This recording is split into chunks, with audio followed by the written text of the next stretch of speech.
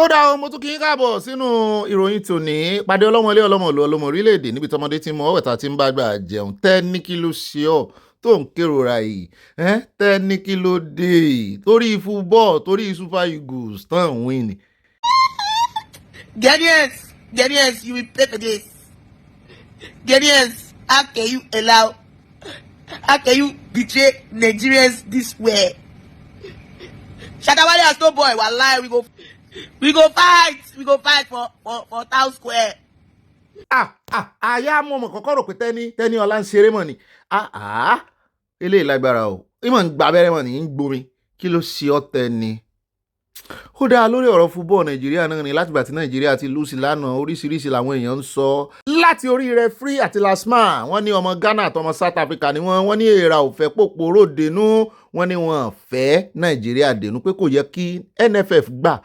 Ó yẹ kán ti competition lòdì sí wọn wípé àwọn ò ní gbà kan referee Nàìjíríà versus Morocco ṣùgbọ́n lọ́rọ̀ kan kúkú sẹ́ńtó kúkú win ní first half second half àti extra time nígbà tí penalty dorí penalty náà ni ìrònú sórí àgbàkodò ṣùgbọ́n lọ́rọ̀ kan o Nàìjíríà ti lose o wọ́n blame referee wọ́n ti ẹ̀ náà ti mú page ẹ̀ wálẹ̀ níbi táwọn ọmọ Nàìjíríà ti lọ report ẹ̀ lórí Instagram bẹ́ẹ̀ náà là ń gbọ́ tán sọ wípé ọmọ Ìgbò kan tó miss penalty lọ́wọ́ Hausa bá ń kélé lórí ẹ bá ń fi picture rẹ̀ sí wọ́n náà gbé bí Afra agenda lọ sórí field pé ó mọ̀ọ́mọ̀ lùsì penalty ni mo ní.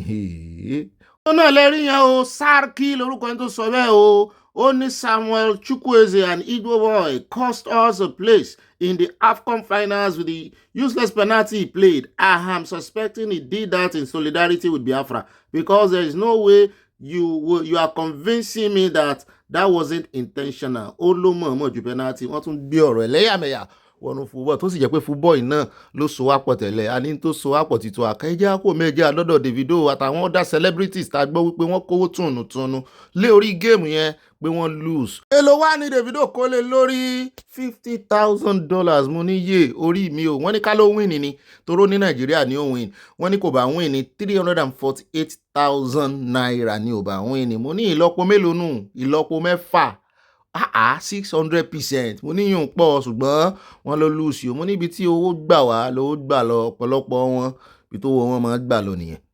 Pẹ́lá sì rèé tí ń kéke àbòsí Pẹ́lá náà lùsì 3,000 mo ní lẹ́gbẹ̀ẹ́ 50,000 kò ṣeé fi wéra àwọn ibi tá a ti ń sọ yẹn lọ́wọ́ náà ní àkúrò lórí ọ̀rọ̀ football wọ́n ní sáàgbọ́n tí ọmọ Davido sọ ni mo lè wọnú àwọn ọmọ rẹ̀ bébí mama wọnú wọn ló bí fún un wọ́n ní kan torúkọ rẹ̀ ń jẹ́ Àánú Adélékè ní o wọ́n lọ́mọ ìkànnà ọmọ Davido ni wọ́n ní school wọ́n mọ̀ wọ́n búlì ẹ̀ gan gidi ni lọ́mọ ìbájálẹ̀ ló bá ní kí bàbá òun wá ṣe DNA fún mu ní mi ò gbọ́rí ṣé mọ̀mọ́ rẹ̀ ló kọ́ wọ́n ní kì í ṣe mọ̀mọ́ rẹ̀ o ọmọ yìí mọ̀ kọ́ lẹ́tà gbọ̀nàgbọ̀nà ni ó ní I'm a bit late into the 15th day of the month but I have been busy getting back to school after the holidays with family and friends. This year I became a teenager.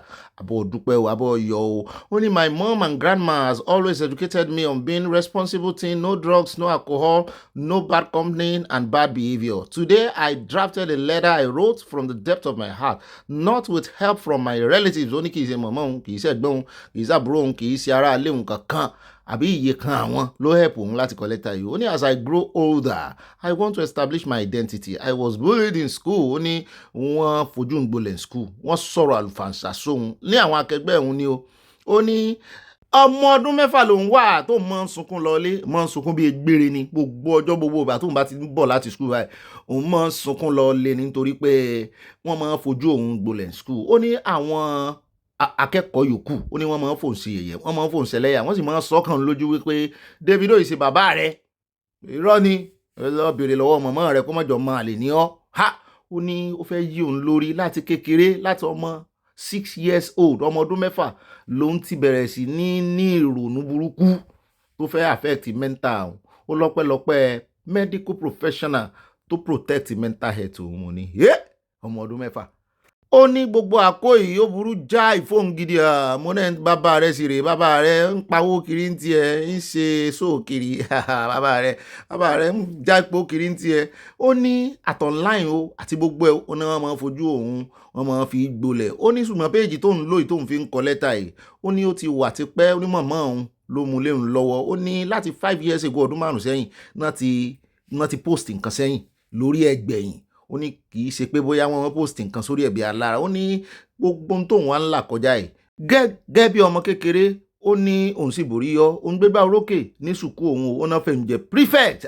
Mo ló ṣe dáadáa. Ó wà ní however, on that note, as I transition into a young woman, I am respectfully asking Mr. David Adeleke, kò tiẹ̀ ní my daddy, singer at Davido, ó tún tag for a DNA test to establish my identity. This test is between my dad and I.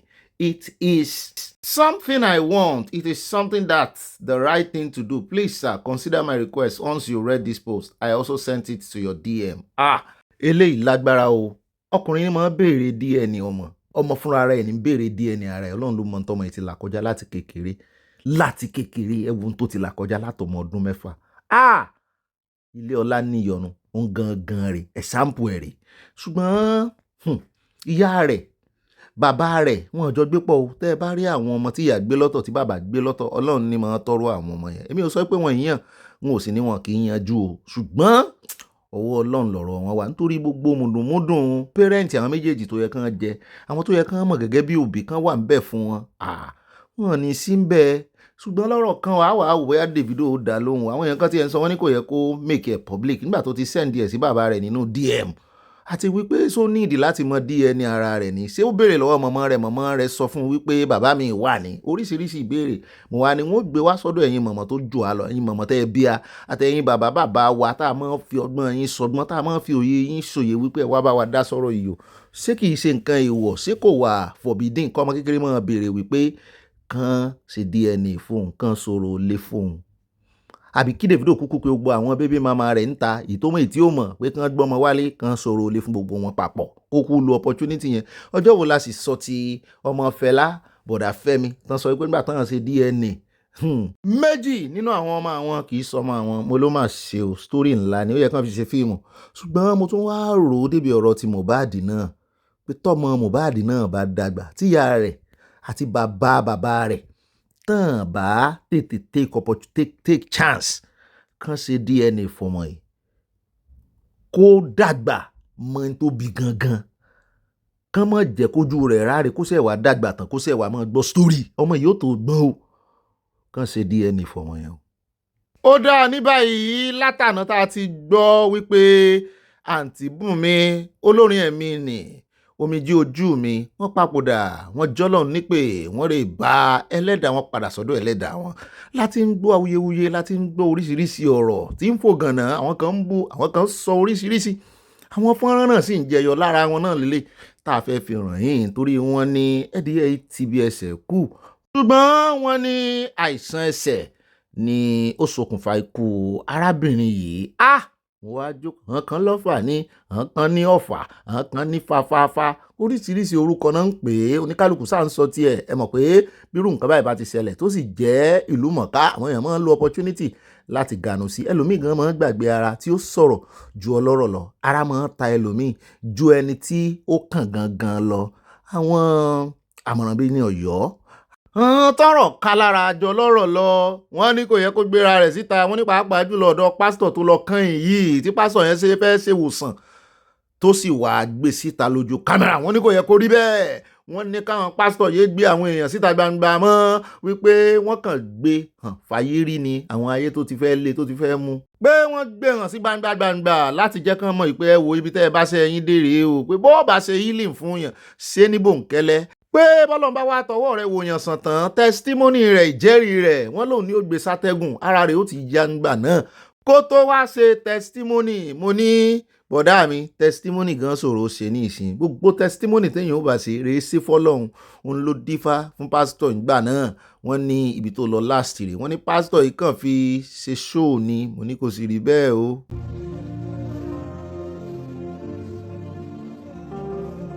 Don't worry. Jesus makes you whole. Láyá wá ń bí mi, ó ní kí n dáhùn èèyàn tí ń sọ̀rọ̀ ìlóhùn wípé ó ti fẹ́ sọ wọ́n dá láìlè gbàgbọ́, wípé wọ́n láwọn ò gba anything gbọ́, any pastor kankan gbọ́ mọ́. Jesus make you whole náà sọ fún wọn ní ṣùgbọ́n ó pàpà kú pé kí ló ṣe Jésù. Mo ní nǹkan kan ò ṣe Jésù. Mo ní àwa èèyàn ní ká yẹra wa wò. Pásítọ̀ tí ń gbàdúrà fún náà sọ́lọ̀ ń ràn, sọ́lọ̀ ń fi nǹkan kan hàn. Ọ̀rọ̀ yìí mọ̀ kọjá bẹ́ẹ̀, wọ́n yìí mọ̀ kọ́sẹ́ mi bẹ́ẹ̀ mi bá mọ̀ ṣe darí mọ̀ ni.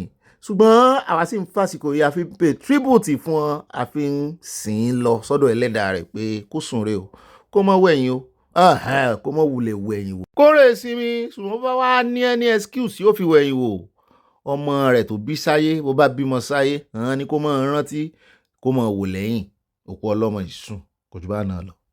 to fly gbogbo bọ́n bàbá yẹn ṣe ń kánjú pé kán gbé lọ àwọn dókítà sọ pé no she's not fit òun ló fà tó fi wà ní Nàìjíríà tó fi lọ. wọ́n gbìyànjú àmì ọ̀pọ̀lọpọ̀ prophet ni wọ́n gbàdúrà ṣùgbọ́n ohun tọ́lọ́run bá fẹ́ kó ṣẹlẹ̀ ló máa ṣẹlẹ̀ tí ẹ̀dá kankan ò lè yí padà. ṣùgbọ́n ẹ̀bẹ̀ kan ni mo fẹ́ bẹ̀ àwọn alàgbà wa ẹ jọ̀ọ́ káyé máa ríran sí àwọn onítíátà wa olórin àwọn celebrities wa tí Ọlọ́run bá fi ràn wọ́n wá ẹ jẹ́ ká pe ẹni yẹn tàbá lè pè bọ́ ká máa ránṣẹ́ sí yàn pé ó máa kúkú òjijì gbogbo wa náà ikú òjijì ló máa pa wá torí kò sẹ́ni tó plan fi kú tí kò máa fi dé tó máa fi pa wá ṣùgbọ́n ká máa sọ lórí afẹ́fẹ́ nígbà táwọn kan gbé àfọ̀ṣẹ dání táwọn kan gbé olúgbòhùn dání tàdé ń dárúkọ ẹni yẹn ẹ wo bọ́n ṣe sọ pé pẹ́lá ó máa lọ lásìdẹ̀ntì ọmọ ẹ̀dẹ̀ lọ lásìdẹ̀ntì tó fẹ́ para ẹ̀ so ẹ jọ gbogbo àwọn nǹkan bẹ́ẹ̀ yẹn ẹ jẹ́ ká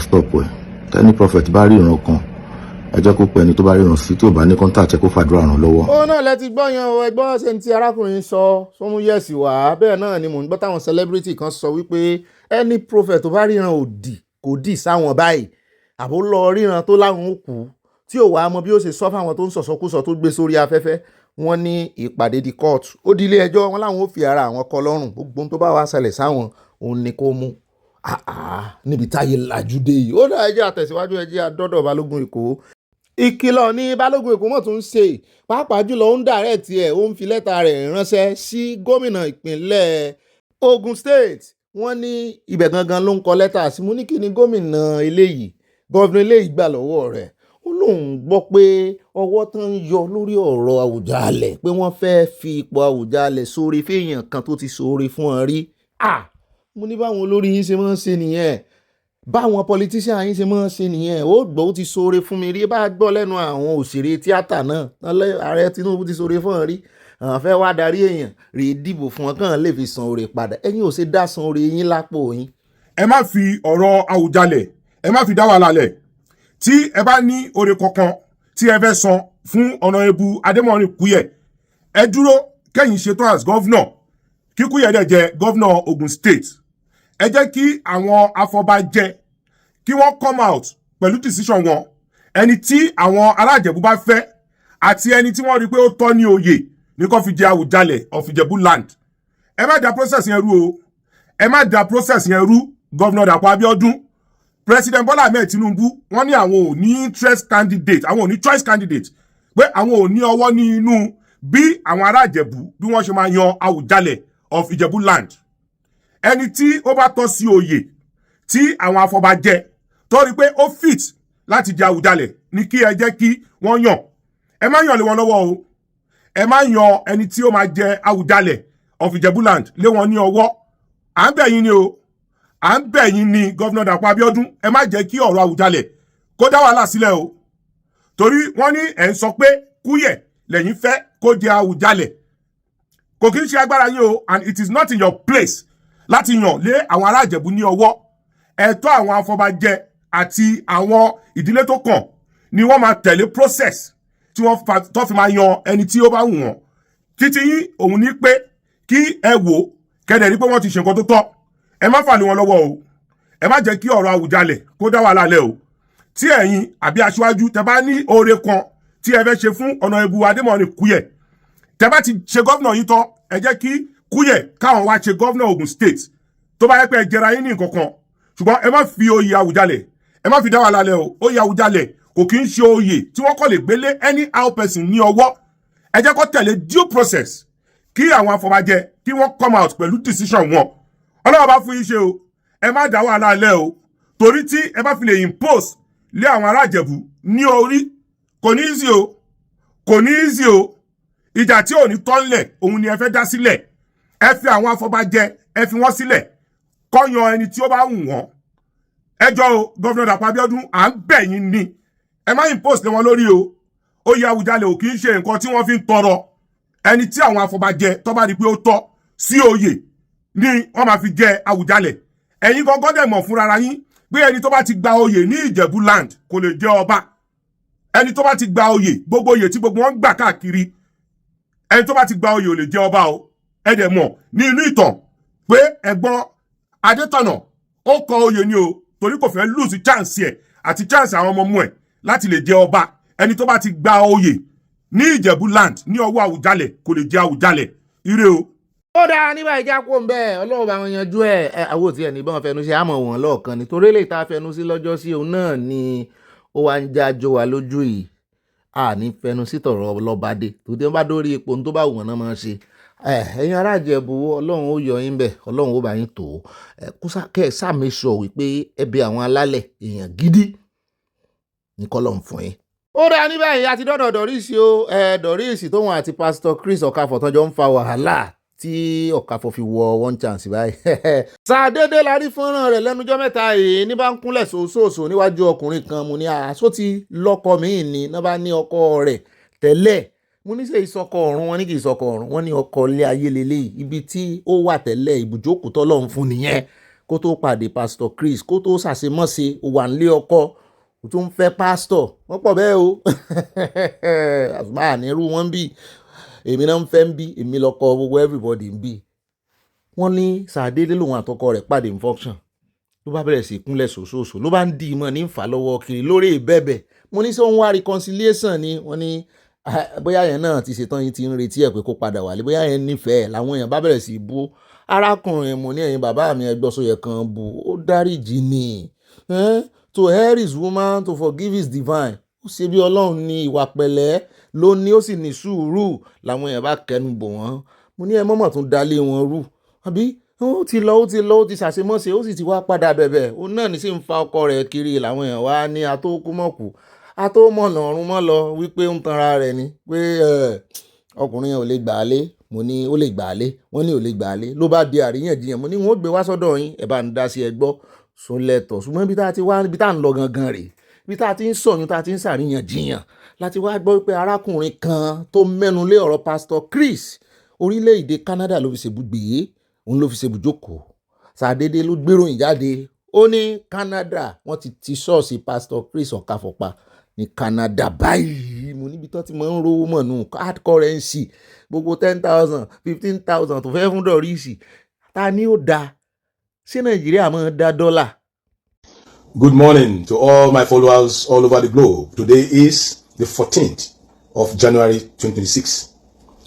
As you all are aware, the episode or the drama that happened on Sunday where I visited the Greater Liberation City International Ministry Center here in Toronto, Canada, which is owned by the controversial pastor Chris Ọ̀kàfọ̀. And I made a promise that any gathering, any church that is coming to deceive the people, fake churches, will be dealt with. Anywhere that are doing fake miracle, here in Canada, we will make sure we go after them. Because we will not allow them to bring that shenanigan that they are doing in Nigeria. Those magic they are doing in Nigeria, we won't allow them to bring such here to come and spoil our own reputations as Nigerians. Because you agree with me that we Nigerians here, we are hardworking people. And we will not allow one set of people in the name of Christianity to come and spoil our image here. We won't allow that. And I promise you that, guys, that we will not allow any church, any fake church to operate. Ọ̀rọ̀ kan wọ́n sá ti ṣọ́ọ̀ṣì rẹ̀ pa ní Canada làwọn èèyàn bá tún mẹ́nu lé ọ̀rọ̀ arákùnrin wọn ní èṣù lẹ́yìn ìbejì ní mo ní ẹ mọ̀ ràn ẹ jẹ́ wá dọ́dọ̀ arákùnrin náà ṣọ́ọ̀ṣì la lọ ò níbi tí ó ti ń gbèjà èèyàn kan ùbá tó ti filẹ̀ ṣaṣọbora bí aṣọ ó lòun lọ ṣọ́ọ̀ṣì náà ń ṣe procession pé wọ́n rántí àwọn tó ti lọ wọ́n rántí àwọn saint ó ní iye tí ùbá tó sì dá ní ṣọ́ọ̀ṣì yẹn nígbà tó wà láyé rántí tó kú lọ́jọ́ sí wọ́n ní kì í ṣe kékeré kì í ṣe kéré mi wọ́n ní máa ń náwó bí ẹlẹ́dà ni wọ́n ní wọ́n wá ń rántí àwọn òkú tó ti lọ wọn wà lè rántí ẹ̀ wọn lè dárúkọ ẹ̀ ló bá yarí ó lóun ò ṣe kìrìsìtẹ́nì mọ́. My last day as Christian is today. If I knew about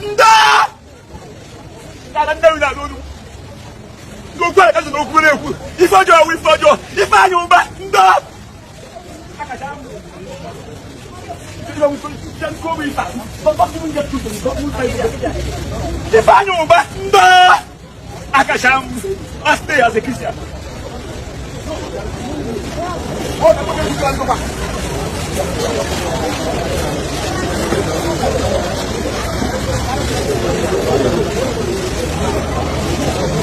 Kódà ní báyìí kí a wá sáré dé ilé ẹjọ́ níbi tí a ti kófìrí Natasha àtọkọ rẹ̀ àti àwọn olólùfẹ́ rẹ̀. Ní wọ́n bá ń kọrin rọra mi àgbẹ̀sẹ̀ ní kọ̀ọ̀kan fún ọmọ ní kí ló tún dé sótún lẹ́jọ́ rò ni wọ́n ní rárá lórí kéèsì tí ìjọba sọ pé àwọn ti strike out. Wọ́n nílé ní gangan ni wọ́n mójú ajé kò ní sọ onígangan ọ̀fíṣíálì náà lọ ilé ẹjọ́ wípé kì í kàn sí ẹnu lásán. Ìjọba ó pàdé rẹ̀ nílé ẹjọ́ wọ́n á wá sọ fún adájọ́ wípé àwọn ò sí ẹjọ́ mọ́ kan strike out. Wọ́n ní ènì gangan lè ní jẹ́ ẹni abẹ̀ lọ́wọ́ ẹ̀sùn mọ́ lẹ́yìn ìgbà tí wọ́n strike out. Officially Natasha náà ganu sí máìkì ó bá ọmọ Nàìjíríà sọ̀rọ̀. I'm actually very honored and overwhelmed with gratitude that we had our first case officially dismissed in the court, which is the High Court of the FCT.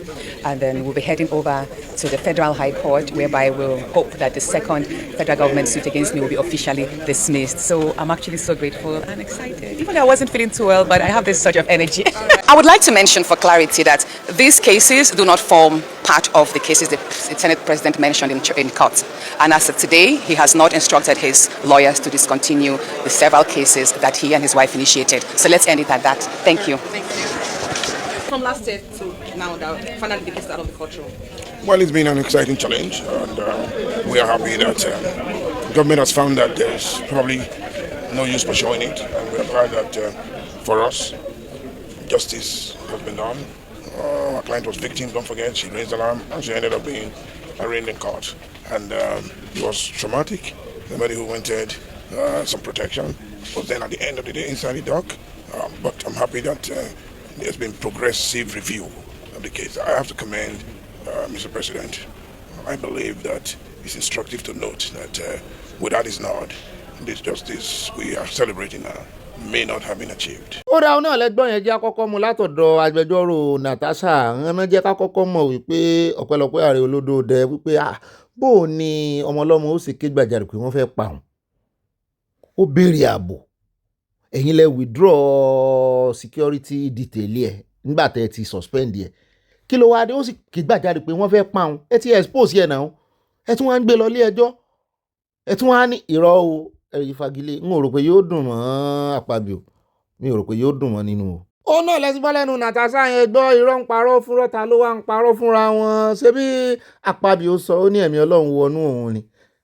Kéèsì eléyìí wọ́n ní kò sínú kéèsì tó dárúkọ wọ́n ní gbogbo kéèsì pátápátá tó institute against òun wọ́n ní gbogbo ẹ̀ ló sì wà nílé ẹjọ́ kò sì tí ì sọ fún àwọn lọ́ọ̀yà rẹ̀ tàbí agbẹjọ́rò rẹ̀ tàbí àwọn adájọ́ tó wà ní nkẹ́ àìjọ náà wípé kan fagilé pé òun ò ní sọ jù bá náà lọ ṣùgbọ́n nǹkan fẹ́ káwọn ọmọ Nàìjíríà mọ òtítọ́ àtòdodo ni ká lè mọ ẹni tí ẹ̀mí Ọlọ́run lò àti ẹni tí ẹ̀mí Ọlọ́run ò lò. Mo rò pé kéèsì eléyìí tí ìjọba wọgilé yìí ó dùn gan ó dùn wọra kò expect ẹ̀. Ó dáa àmọ́ jẹ́yìn lábọ̀ ọjọ́ tí wọ́n bá ti wọ́gilé náà tó náà bá ti gbé gbèsè tán ti bẹ̀rẹ̀ proceeding yẹn gẹ́gẹ́ bá a ṣe mélé ìwà àmúwá fún yín. Ó dá ẹjẹ́ sáré fẹlẹ́ ìkúnnú Abala Lerefe Shettima tó lọ represent ààrẹ Tinubu ní Armed Forces Remembrance Day. Ó náà lẹ̀ ń wò yìí tí ń gbẹ́sẹ̀ bí ẹni tó fẹ́ rè ìgbéyàwó nǹkan kan ló wá ṣẹlẹ̀ o. Wọ́n rántí àwọn tó ti lọ tó ti papòdà tí wọ́n ti fẹ̀mí ara wọn tí wọ́n fi dí ewu fún Nàìjíríà. Gbogbo tí mò ń gbìyànjú àti sọ náà ni wípé àwọn tó kú sójú ogun tán bógun lọ tán fẹ̀mí wọn lélẹ̀ fún Nàìjíríà ikú ogun nípa kíkanjú ikú odò ní pòmùwẹ̀ wọ́n ní nǹkan kan ṣẹlẹ̀ ń bẹ̀ o àwọn tí ò tí ì kú tó jẹ́ retired ṣùgbọ́n tán sì ní active service mọ́ náà bá bẹ̀rẹ̀ sí skọ́tù fún oúnjẹ ní èyí nígbà tán wà rántí àwọn tó retire ní ìsìn ṣé ìrántí tán sì rántí àwọn tó ti kú ní ìsìn owó ló bá dé o kì í sì sáwọn ẹbí àwọn tó ti kú ló máa gbowó yẹn àpò wọn ni wọ́n ti ju pẹ́pẹ́yẹ pẹ̀lú ọwọ́ mọ́ wọ́n ti ní ọgbọ́n tó fi ń ju pẹ́pẹ́yẹ ní ìsìn mọ́rò Nàìjíríà ayé ẹlẹ́jàre kì í ṣe pẹ́pẹ́yẹ òrùba tútù ó kì í pẹ́pẹ́yẹ ló bímọ kò rẹ́yìn pọ́n wọn ẹyẹ ilé ni ẹ mọ́ bínú ẹyẹ ilé wọn ìfò tẹ́lẹ̀.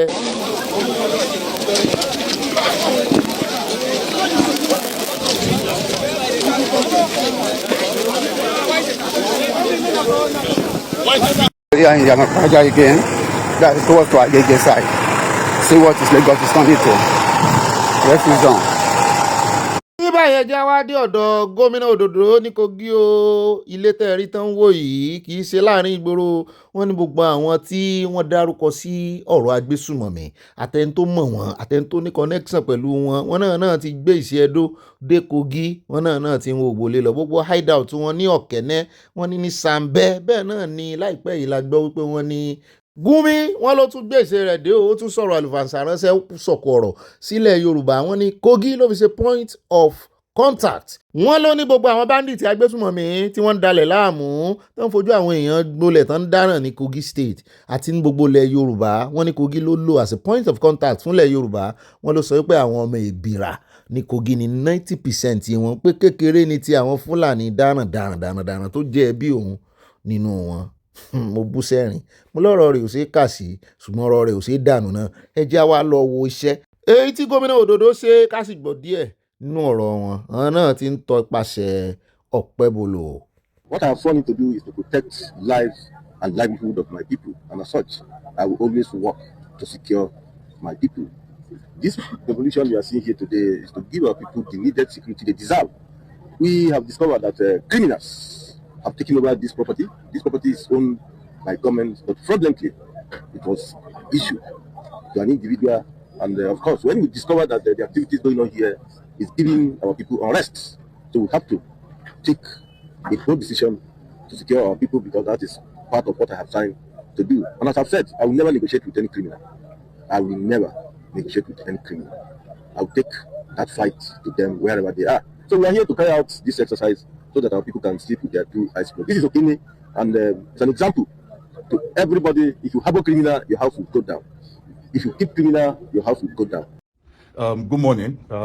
I have an account with Central Credit, and they've decided to hold my money hostage. I have savings account, current account, and then a loan account. The loan account, I've not paid into that account for some time, and I've told them, I've reported the situation, and I have financial issues. I've told them several times. Now, the money that I paid into my checking account, I've paid into it maybe 3 times. So the money is being held hostage now because they are not giving me my money. So I don't know what kind of issue is this. I am calling them out. Central Credit is holding my money hostage, and I don't know if they know it's a crime. This is criminality in the US. It's very shameful. I come from a third world country and I come to the US. I'm seeing shameful attitudes. Thank you very much. Ẹgbẹ́ èèyàn mi tẹ̀wá US, èwo ló wà shameful jù? Ṣé USA ni àbárákùnrin yìí?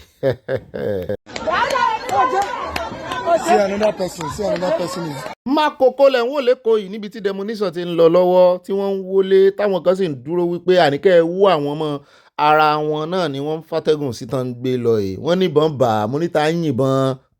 Ta ló tún fẹ́ ṣe? Wọ́n láwọn non-government mo ló ga o. Ẹ wá wò láàrin ibi tí ó ti sọ́nà tí tráfíkì ti mú lórí omi náà ni wọ́n ti wá ọ̀nà tán sì rọ̀ dìgbàdìgbà. Wọn ò wá mọ̀ bóyá orí omi náà ni hospital wa o. Ilé ìlágbára o. Tí ò ṣiṣẹ́ tí wọ́n ń kọrin pé bá mi gbé bùkátà mi o ẹnu mi ti fẹ́ o bá mi gbé bùkátà mi o ẹnu mi ti fẹ́. Èèyàn ń ṣiṣẹ́ ọlọ́ọ̀bà gbé bùkátà ẹ̀. Àmẹ́ni tí ò ṣiṣẹ́ tí ń kọrin bá mi gbé bùkátà mi ẹnu mi ti fẹ́ bó lọ fẹ́ gbégbà kò sí bí ó ṣe gbégbà wá. Ó mà ṣe o, ibo la fẹ́ bá ilé ìdè báyìí. Ẹnu ń kan àwọn eléégún pàápàá jùlọ nílẹ̀ Ìgbò. Ẹ wo ohun tó dálẹ̀ ní ìsìn, ó ti lọ pa ẹni ẹlẹ́ni dànù. Anambra ló ti ṣẹlẹ̀ o. Wọ́n sì ní wọn ní ìbọn mú kékeré tó ráwọn èèyàn ti ń pariwo lé gómìnà Anambra lórí pé sẹ́ẹ̀rí ti ń ṣẹlẹ̀ ni kì í wá ṣe bí nìkan ló dé ó dórí stage náà o. Gbogbo omi ní lọ títí ń dàrú èmi ò mọrú eégún yẹn o. Kí ló ń ṣe wá láfíríkà báyìí?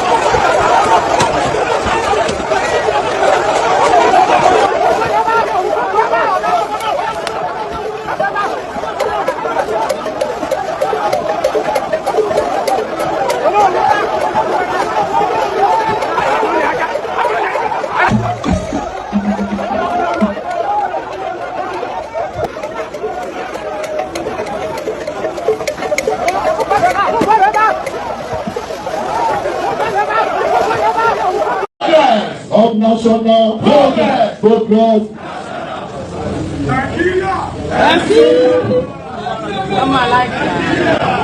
Are you all to focus on the right of union and resting in former glory, for us to work as coming? Honest again, welcome to the conference. Please let us all observe we may. God bless you.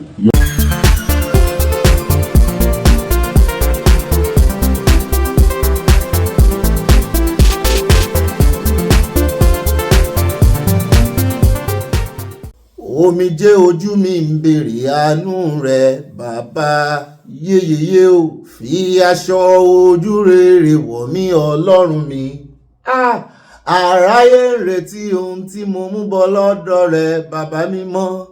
Ọdún yìí ń lọ, oṣù yìí ń lọ, omijé ojú mi ń béèrè àánú rẹ bàbá. Omijé ojú mi ń béèrè àánú rẹ bàbá. Ó dá àforin àfiṣe tribute ní fẹ́rẹ́ jogi fún Sister Bùnmi, the great gospel singer tí wọ́n dolóògbé lẹ́nu lọ́lọ́ yìí. Kọ́lọ́njọ́ kó bá wa tẹ̀ wọ́n sí afẹ́fẹ́ rere. Àwọn náà kọrin yẹn, orin yẹn sì gbajúmọ̀, gbogbo wa la mọ̀. Èmi gan mo ṣe ń lọ tún kọ́ dáadáa ni. Ó dá ká pay tribute tiwa náà fún wọn. Kọ́lọ́n wá jọ̀ọ́ kó má jẹ́ ká kan jùlọ o. Tẹ́ni tó dé lámọ̀ o. Kọ́lọ́n ṣàánú wa. Àánú tá wá ń rí jẹ tá ń rí gbà tá sì fi ń ríra wa tá ń gbọ́ra wa tá fi wà nílé ayé di táìmù yìí. Kọ́lọ́n jọ̀ọ́ kó wá má jẹ́ kí àánú yẹn kó dópin nítorí wípé ọ̀rọ̀ tó ṣẹlẹ̀ yìí mo ti rí oríṣiríṣi táwọn èèyàn ń sọ. Wọ́n kan láwọn ò sin Ọlọ́run mọ́. Wọ́n kan ní ẹni tó súnmọ́ Ọlọ́run tó yẹn. Wọ́n kan ní ó dá ìrẹ̀wẹ̀sì sáwọn lọ́kàn. Wọ́n kan tún ń bú olóògbé tó ti fi kú ṣàgbá everybody tó wà láyé ní ìsìn. Ó tún ń bú. Wọ́n ní kò gbọ́ràn ní wọ́n ríran sí àtàwọn oníran náà. Àwọn oríṣiríṣi àwọn èèyàn náà ló ti jáde. Aríbi tó ti lọ chọ́ọ̀chì kan náà á fìdí ẹ̀ hàn wá. Bàbá dínú àkójọpọ̀ ròyìn táwọn èèyàn ń sọ ń pa rẹ̀. Wọ́n ní kò yẹ kán mọ́ gbé gbogbo ẹ̀ jáde sójú kámẹ́rà sójú agbágbé sí gbogbo nǹkan náà ló wá ẹ̀ dìbò sójú kámẹ́rà. Wọ́n kan ní bàbá máa fún èèyàn ní àsọtẹ́lẹ̀ pé kán mọ̀mọ́ sọ sínú amóhùndùngbàmù kán sì mọ̀mọ́ tan kámẹ́rà mọ́ ẹ̀. Mo ní wọ́n ní yé sọ ẹ bá ń gbọ́ oríṣiríṣi wọn tán sọ èèyàn ní kórè ìmúra. Ibi tá a ti wá ń sọ ni mo wá ń gbọ́ táwọn kan ń tàkùrọ̀sọ wípé àwọn táwọn ti dira o pé díẹ̀ ọkùnrin ò tó obìnrin náà ní díẹ̀ obìnrin ò tó. Mo wá wò báyìí mo ní ó mà ṣe o. Mo ní ẹni ìjà òde bá ní ìpera rẹ̀ lọ́kùnrin bó bá rórí ọ̀fẹ́ àtàánú jẹ mọ́ dúpẹ́ lọ́wọ́ Ọlọ́run pé nǹkan sí ọ ṣùgbọ́n kò sí ẹ̀mí rẹ̀. Kò sẹ́ni tí nǹkan ìṣe kọ́ lóhun òjò sẹ́mi wá ni pírí lológun ń jí lọ́lọ́run abá tún ti sùn dáadọ́ jí bẹ́ẹ̀ Ọlọ́run àtún ti yíra padà nù. A dúpẹ́ lọ́wọ́ Ọlọ́run ó náà rórí ọ̀fẹ́ jẹ́ ó ti tán nu. Ó bá ti tán nú abọ́ orí ọ̀fẹ́ yín ò ní tán tèmi náà ò ní tán báyìí láti Ọlọ́run Èdùmàrè. Àánú wà á dàpọ̀ mọ́ orí ọ̀fẹ́ fún wa. Kì í ṣe mímọ̀ àdúrà gbà o, kì í ṣe mímọ̀ àwẹ̀ gbà o. Tọ́rọ àwọn kan ń bú wọ́n ní wọ́n ríran sí torí kò gbàdúrà dáadáa kò ṣe mú níṣẹ́ bá wà ń bẹ̀ ni. Wọ́n ló tàfàlà ìran yẹn. Ṣé bí wọ́n ṣe ríran sí King Fuji náà ni Saheed Òṣùpá Alhaji ṣé wọ́n ṣe ríran sáà náà ni tẹ́ẹ̀kan kan ní yẹ́kù yẹ́ ṣe yóò ṣe rí ntẹ́mi kan mọ̀ ní wípé ó ṣe ra rẹ̀ jiná wọ́n sì ọ jiná o. Wo àánú àtòrí ọ̀fẹ́ kásámọ̀ ti bọ̀ sọ̀wọ́ àyè ní ayé wa o mọ̀ tanra rẹ̀ o. Ó bá náà sí ọ jiná àwọn kan wà nù ayé tó jẹ́ pé àwọn tán ṣe jiná náà máa tún ṣe wọ́n á wá sí ẹni yẹn jóná. Wọ́n náà sí ọ jiná ṣùgbọ́n ó sọ fún ọ wípé àwọn tán ṣe jiná yẹn ìwọ tán náà tó náà sí ọ jiná olóòdìra wọ́n ti sí ọ jiná gbogbo àgbo ló fi wẹ̀ àwọn wà ní àwọn ó tún ọ sí wọ́n sí ọ jóná. Ní ká máa tọrọ orí ọ̀fẹ́ àtàánú ká máa bá àánú àtòrí ọ̀fẹ́ pàdé pàápàá jùlọ àwa tá a wà lórí afẹ́fẹ́ kọ́ lọ ń dàpọ̀ mọ́ ọ̀rọ̀ sísọ wa ó lè mọ̀ ọ́n sọ tán. Kọ́ lọ ń dàpọ̀ mọ́ tọ́lọ́n bá ti dàpọ̀ mọ́ ó kàn rí ọ̀rọ̀ míì tó sọ sẹ́lòmíì gan-an tó yẹ ó múnú rí ó kàn rí tí ó kàn mọ́kàn kò tí ẹ̀ ní ríro. Ọlọ́run ní jẹ́bẹ́ o ìyẹn ò lè kéèyàn mọ́ rí àṣì ọ̀rọ̀ tí ó sọ látòní dọ̀la gbé máìkì sẹ́nu ó sì àwọn kan torí ẹ̀ mo ṣe sọ pé ẹnu kan la fi ń sọ̀rọ̀ etí méjì la fi ń gbọ́ ẹ wá mọ iye àwọn èèyàn tí ń gbọ́. Nídìí èyí gbogbo tẹ́ ẹ bá mọ̀ ṣe tẹ́ ẹ fi ń rìn kan gbà lọ́wọ́ Ọlọ́run ẹ tẹra mọ́ o. Ọpẹ́ làwa mọ̀ dùn bí adúpẹ́ lọ́wọ́ Ọlọ́run o. Àyàn ológo níwọ̀n ìgbà tá a sì wà láyé. Àyàn jẹ́ a máa rí ọyìn Olúwa o. Má jẹ́ kí epo tán nínú mọ́tò ìyìn wa sí ọ o. Bí ọ̀fẹ́ tó ń fún wa jẹ àtàánú má jẹ́ òtán nú abọ́ o. Má jẹ́ káyé fi wá ṣe prayer dúpẹ́ lọ́dọ̀ rẹ̀. Má jẹ́ káyé fi wá ṣe reason àwa dúpẹ́ ti wá o. Ó rí ibi tí ẹni ṣe rí. Pé a dúpẹ́ ti wá o abẹ́ rí abẹ́. Má jẹ́ káyé fi wá ṣe reason tó ṣe lọ ní ìsìn. Mo yẹ àwọn mo ti ń gbà àwọn wòlíì kan tó fi ń ṣe prayer. Ògo rẹ̀ ògo bó ṣe tàn tó gbàdúrà kó má wọ mi bí èèyàn kan ti ẹ̀ dárúkọ ẹ̀ ń tààràtàrà. Ayé ò ní fi wá ṣe sábàbí ibi tán lọ máa fi yin Ọlọ́run lógo wípé orí ti lágbájá bó ṣe ṣe kinní tó kò ní rí bẹ́ẹ̀ fún wa láṣẹ Ọlọ́run Ìdùmarè kọ́lọ́run jọ kó bá tẹ sáfẹ́fẹ́ rere gbogbo àwọn olólùfẹ́ rẹ̀ àti àwọn ẹbí pátápátá kọ́lọ́run bá wa tù wọ́n nínú kó rọ̀ wọ́n lọ́kàn. Ó dá o Ọlọ́run adúpẹ́ lẹ́ẹ̀kan sí àrùn fáyọ̀ bí ó sọ pé àmọ́ ìrẹ́ àmọ́ rírì rẹ̀ ẹ ṣé o. Ìròyìn tòní tó bá dẹnu ó dáa mo kí n tẹ̀sán mo kí n tológun bó ní ojú ọjọ́ lọ́dọ̀ yín ṣé ẹ̀ gbádùn ẹ̀ ń fẹ́ lá. Ó dá alákọ̀ọ́kọ́ nú abala àkórí ìròyìn tòní kò sáàyè kíkí lónìí gbogbo ẹ̀ tí ẹ ti mọ gbogbo kíkí wa náà bàtà ti kí Ọlọ́run mo dúpẹ́ lọ́wọ́ ẹ̀yin èèyàn tèmi náà ẹ jẹ́ á fi gbogbo kíkí sọ́dọ̀ Ọlọ́run lónìí ẹ jẹ́ á fi tiwa lẹ̀ àbí ṣe gbà bẹ́ẹ̀ ká fi gbogbo kíkí sọ́dọ̀ Ọlọ́run mo kí ẹ̀yin náà o èmi ò kàn ní kíra mi lónìí nítorí kò sáàyè mọ́ ẹ já wá lọ tààràtàrà mú àwọn àkórí ìròyìn gbogbo eléyìí tẹ́ ẹ bá pàdé nínú Abala Lerefe ó ti dàfí ẹ̀yìn tí eégún fi ṣọjá mọ́ mú kọ̀ọ̀kan ìjẹ̀jì gbogbo bí tá a dé alákọ̀ọ́kọ́ ń bẹ́ẹ̀ lórí ọ̀rọ̀ lọ́bì ó mọ̀ fẹ́ di àríyànjiyàn nígbà tá a tiẹ̀ tún wá gbọ́ wọn ní ilé iṣẹ́ yẹn wọ́n ní wọ́n fara pẹ́ wọ́n súnmọ́ wọ́n ní connection pẹ̀lú Republican a sì mọ̀ pé ẹgbẹ́ Republican ni Trump wà láwọn yẹn wá ń bi mí lánàá pé ṣé Trump tún ń gbowó lórí ìrànlọ́wọ́ tó wá ṣe fún wa ni mo ní kódà kó gbowó kó gbòmí kó gbòdì di ẹran mo ní tiwa ni wípé kásá ti kó gùjá gbogbo àwọn wèrè yìí àwọn onímọ̀ náà fi kí kọ́lọ́ ń bá wa kó wọn lẹ̀ wọ́n wá sọ wọ́n ní owó lọ́bì yẹn àwọn onímọ̀ tí wá jẹ́ oyé wa o wọ́n ní wọ́n ṣe máa ń ṣe nù wò ní owó ti pọ̀ ju wọ́n lè fowó ìṣe nǹkan míì wọ́n lè fowó ìṣe dáadáa àwọn ọmọ Nàìjíríà ṣé USA náà ló wá pàtàkì tó yìí tí wọ́n rè fowó ṣe consultancy lobby láti jẹ́ kán gbẹ́jọ́ wọn rò nígbà tí ìṣẹ̀lé ẹjọ́ téèyàn bá tiẹ̀ wà á fẹ́ lọ ṣẹjọ́ nílé ẹjọ́ gan-an bí ìgbà téèyàn lobby náà ni ẹ san owó agbẹjọ́rò ẹ san consultancy ẹ san gbogbo ẹ̀ ṣùgbọ́n eléyìí ní ìsinyìí wọ́n ní in fact the best example tí mo ṣe náà ni kí n má fa ọ̀rọ̀ ògùn àyá ní ọ̀gá mi the best example tẹ́ lè ṣe náà ni kí n má fa ọ̀rọ̀ ògùn wípé wọ́n máa ń gbowó lórí lobby o láti jẹ́ kí wọ́n tẹ́tí gbọ́ ẹjọ́ èèyàn dáadáa torí wọ́n ní tọ́pìkì pọ̀ nǹkan mójútó pọ̀ nílé ìgbìmọ̀ asòfin UK àti USA débi pé wọ́n kàn wá tẹ́tí sí ọ̀rọ̀ rẹ̀ ṣé wọn náà ló pàtàkì tó yẹn pàápàá jùlọ Nàìjíríà tó tún wá jẹ́ third world country.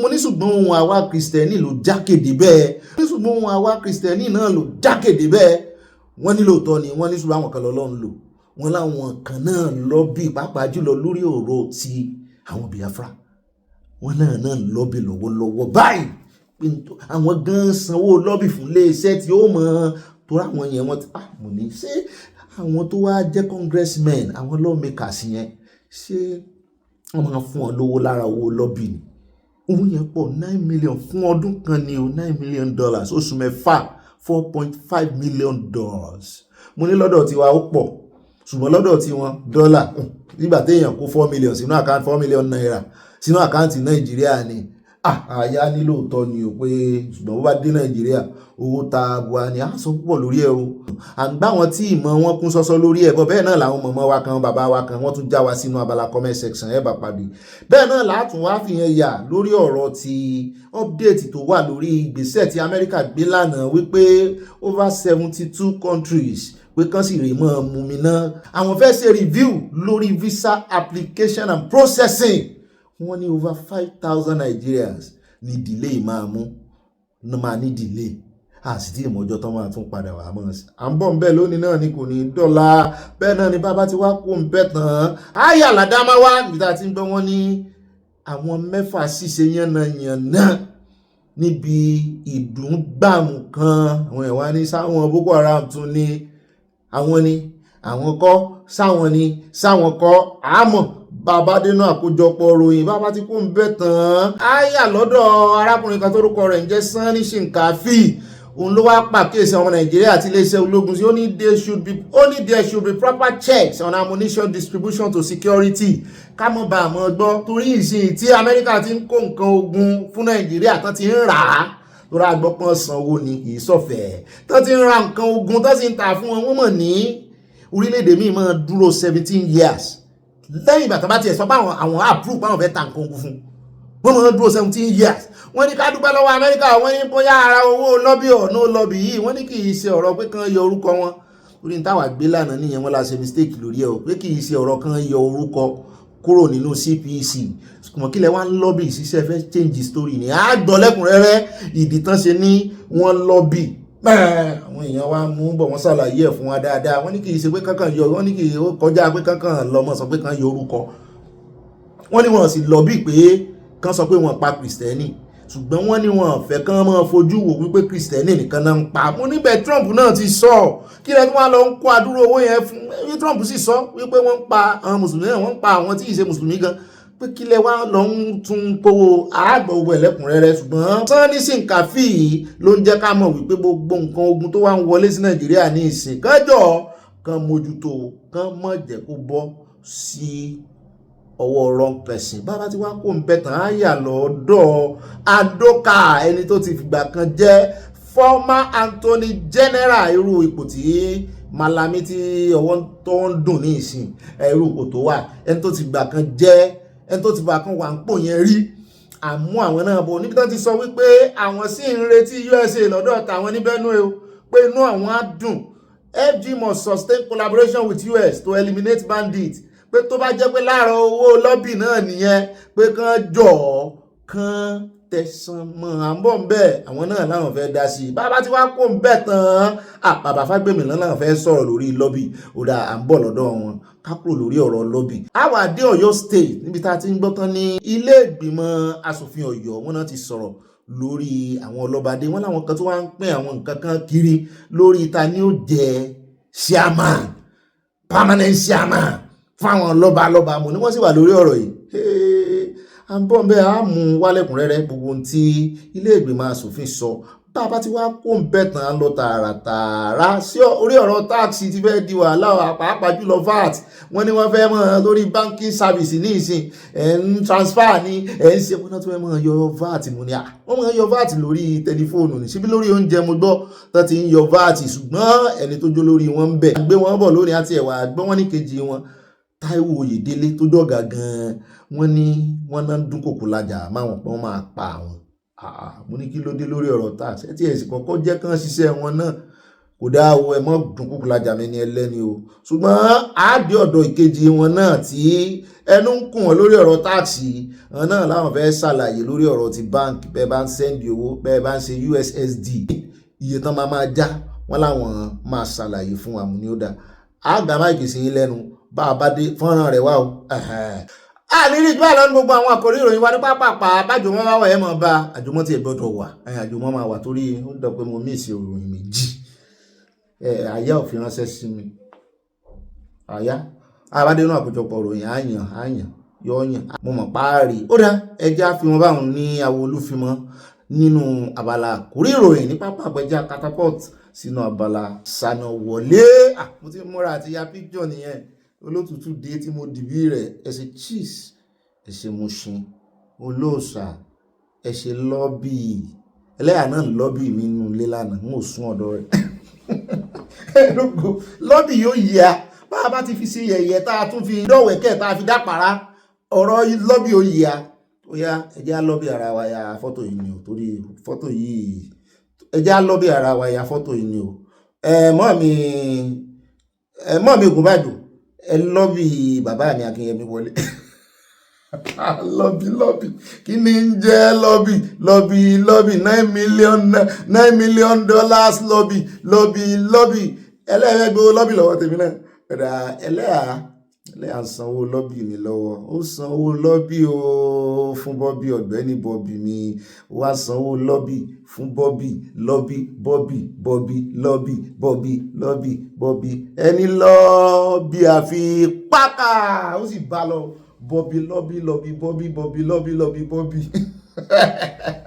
ó rẹ̀ alákọ̀ọ́kọ́ náà abala lọ́bì náà abala san àbí ká tún lábala lọ́bì ni ẹ mọ̀ sanwó lọ́bì o náà Abala Sanawole èdè náà mọ̀ ṣe remembrance àwọn ológun tí wọ́n kú sójú iṣẹ́ tán kú sójú ogun wọ́n ní ikú ogun nípa kíkanjú ikú odò ní ìpòmùwẹ̀ àwọn tó fẹ̀mí wọn lélẹ̀ fún Nàìjíríà àwọn tán pàǹpàkópa àwọn tá ń pariwo torí wọn la ṣe ń pariwo wípé bó lẹ́sẹ̀ àwọn tẹ́ ń dárí jìn wọ́n pa àwọn èèyàn wọ́n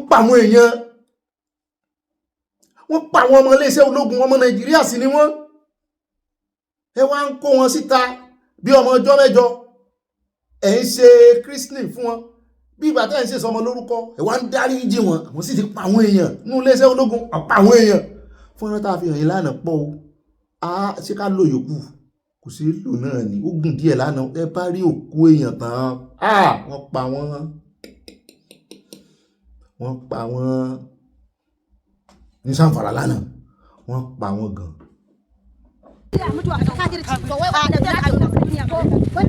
ta kafirce ga tunan da ya riga an yi ta ƙarshen su ne yake zuwa in Allah da kuma tabbata to shi wannan biyar da lacan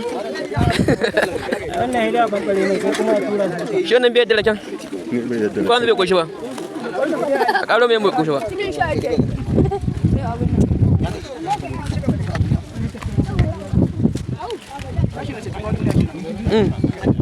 tun duniya kafin aje lahira ba kafin aje lahira a wani ta wake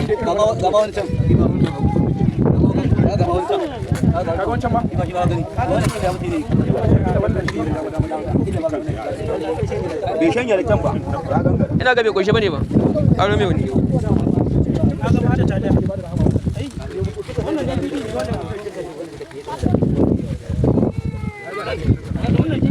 wannan DVD ne na fawa wannan ba computer bane ba hodi aya ní òun ò bá gba àwọn ará bí ìníyànjú torí gbogbo nǹkan ni mo jọ wọ́n lójú wọ́n lè lọ kó àìsàn pẹ̀lú gbogbo bó ṣe ń rìn kiri níbi tí iná ti dín àwọn èèyàn mú sí ẹ̀rí kan bẹ̀ báyìí wọ́n kọjú ẹ̀ sóhun alẹ́ ni tẹ́ ẹ bá rí ẹpọn ẹ̀ méjèèjì nínú náà ó ti jóná mo lóyún irú kú ìyà tó yẹ kẹ́ ẹ mọ́ kú lélẹ́yìí ẹ̀yin ọ̀daràn ẹ̀yin tẹ́ ẹ jẹ́ nǹkan kan tẹ́ wá sọ̀rọ̀ ayé di kíní abẹ́rẹ́ gbogbo kíní ìbọn tán ń lò náà ń bẹ gbogbo kò yẹ káwọn ọlọ́pàá àbáwọn agbófinró jẹ́ kí àwọn èèyàn débì àwọn ará àdúgbò wọn rèé o tí wọ́n fẹ́ tú àṣírí wọn gbogbo wọn gan ló yẹ kán béèrè ọ̀rọ̀ lọ́wọ́ wọn tọmọdé àtàgbà wọn. ó dá ẹmọ́jà pẹ́ àmọ́ bóyá àwọn agbésùnmọ̀mí náà máa ń ṣe remembrance ara wọn Ọlọ́run ò tiẹ̀ níjẹ́ kán sí mọ́ kí ló dé wọ́n dẹ̀ ariwo tá à ń pa náà rèé kán tó wọnú Nàìjíríà kí náà jẹ́ what goes them tó dé lóní àwa wò wọ́n jẹ́ akóńbẹ̀ jẹ́ àyà ní Edo State dókítà kan tá a sọ wípé wọ́n jí gbé tí àwọn oníṣẹ́ ìlera àwọn òṣìṣẹ́ ìlera tán fi ń bínú wípé àwọn ò dáṣẹ́lẹ̀ o àwọn fẹ́ fi ẹ̀hónú hàn o pé ìjọba ò dá sáwọn o wọn náà ti tú dókítà ilẹ̀ o ṣùgbọ́n wọ́n ní ó bá ransom dé 50 million naira náà san. Wọ́n ní an abducted medical doctor, Dr. Ibrahim Tahar, has regained his freedom after his family paid a ransom of 50 million naira to his abductors. Wọ́n ní wọ́n jí gbé alongside his younger brother on January 2, 2026 ní ilé wọn ní City Pride Road, Igbira Camp, Auchi, nígbà tí wọ́n open gate fún ẹ̀gbọ́n rẹ̀. Tragically, the younger brother's body was ṣùgbọ́n ó ṣe ní láàánú wípé àbúrò rẹ̀ ó bá ìṣẹ̀lẹ̀ yìí lọ. Wọ́n rí remains àbúrò rẹ̀ ní River Ole along City Pride Road, Igbira Camp. Wọ́n ní wọ́n ti pa òun tiẹ̀ wọ́n pa àbúrò rẹ̀ wọ́n tún wá gba 50 million lọ́wọ́ tí wọ́n. Bẹ́ẹ̀ náà ni mo rí àwọn ọmọ tán kó ní ẹ̀kọ́ àlànà tán dá padà mo rí wọn báyìí àwọn ọmọ kéékèèké tán pín minerals lé lọ́wọ́ pín kóòkì lé lọ́wọ́ lẹ́yìn ìgbà tí Ọlọ́run ti kó wọn yọ. Mo ní ìyẹn mélòó ló kú tí ò padà. Nàìjíríà kí ni yẹn máa haunt àwọn ọmọ yẹn forever ni. wọ́n ní Ayétòrò Kiribunu community secure release of 17 more abducted ECWA worshippers ẹ̀sìn mọ̀ wípé agbẹnusọ ọlọ́pàá náà sọ lánàá pé iṣẹ́ tàn rèé ṣe nínú igbó Kwara àti Kogi pé àwọn pa 150 kan náà pa nínú àwọn bandit yẹn agbésùnmọ̀mí náà nìyẹn wọ́n pa 150 wọ́n náà release àwọn èèyàn náà rẹpẹtẹ jẹ́ tó 30 something tàn náà release náà báyìí ó dápẹ́ ara wọn rẹ̀ ẹ̀sán àrùn tí àwọn ẹ̀kọ́ àtàkù lọ́jọ́ sí wọ́n náà tún ti rí 17 míì nù wọn ọjọ́ sí wọ́n rá wọn kan ṣùgbọ́n gbogbo wọn kọ́ náà rí ńgbà náà. wọ́n ní the Ayétòrò Kiribunu Development Association working alongside affected families has secured the release of 17 additional worshippers abducted from the ECWA church in Ayétòrò Kiribunu following sustained negotiation with the captors. wọ́n láwọn negotiate ní omi òrò pé táwọn ọlọ́pàá lélẹ́yìí o. The latest release brings renewed hope to the community, though it came at significant financial cost. Community sources describe the process as involving the painful sacrifice of huge resources. The abduction occurred on Sunday, December 14, 2025, when over 30 parishioners were taken from the ECWA church in Ayétòrò Kiribunu. Since then, community leaders and families have engaged in continuous efforts to secure the victims' freedom. Okay, àwọn náà jáde lọ́jọ́ stanley convent ò bá wọn dá sí. wọ́n ní on January 1, 2026, 7 abductees were released after prolonged negotiation and the payment of 15 million naira náà san ní January 1st ní ọjọ́ ọdún gangan. wọ́n ní on the 7th, 4 were released alive while 3 were confirmed dead, 2 before release and 1 after being taken to hospital. tẹ́ bá rí bọ́n ṣe rí àwọn mẹ́ta tó kú ní ìsìn méjì ti kú kán tó release body wọn ẹlẹ́ẹ̀kẹta kò tí ì kú ìgbà tó dé hospital ló kú. wọ́n fún wọn lóúnjẹ mọ́ wọ́n rí bí egun December náà sí abduct wọn kò ìpòsù méjì. Negotiation continue, leading to the release of 3 more victims on Monday, January 12, 2026, and a further 14 victims on Tuesday, January 13. With this development, a total of 24 worshippers have now been released, while 13 victims remain in captivity. Wọ́n ló kù 13 bẹ́ẹ̀ kì í ṣe iṣẹ́ táwọn ọlọ́pàá kì í ṣe àwọn tí ọlọ́pàá dóòlà o mi ò mọ̀ bí táwọn tí ọlọ́pàá dóòlà o fún aládírẹ́sì mi táwọn. Nàìjíríà ẹnìkan ló mọ̀ o àwọn tó ṣàjìgbé ìkan kúrò ń lu yẹn ẹnilẹ̀ bàbá wọn ni kì í ẹnilẹ̀ bàbá ìbọn ọmọlẹ́rù okay now okay ẹjẹ́ àkó ń bẹ́ òwe jẹ́ wá dé ẹjẹ́ fi fọ́nrán kan hàn yín ẹ ní gbóhùn o ẹ kàn máa gbọ́ bí èèyàn full step lẹ́mọ̀ gbọ́ o yóò tó 3 minutes máa nílò owó ẹ̀ tán. wọ́n ní ó ń ṣẹlẹ̀ ní abandoned, no movement, no voices. Courtesy Egbe Mekun Parrot reporter.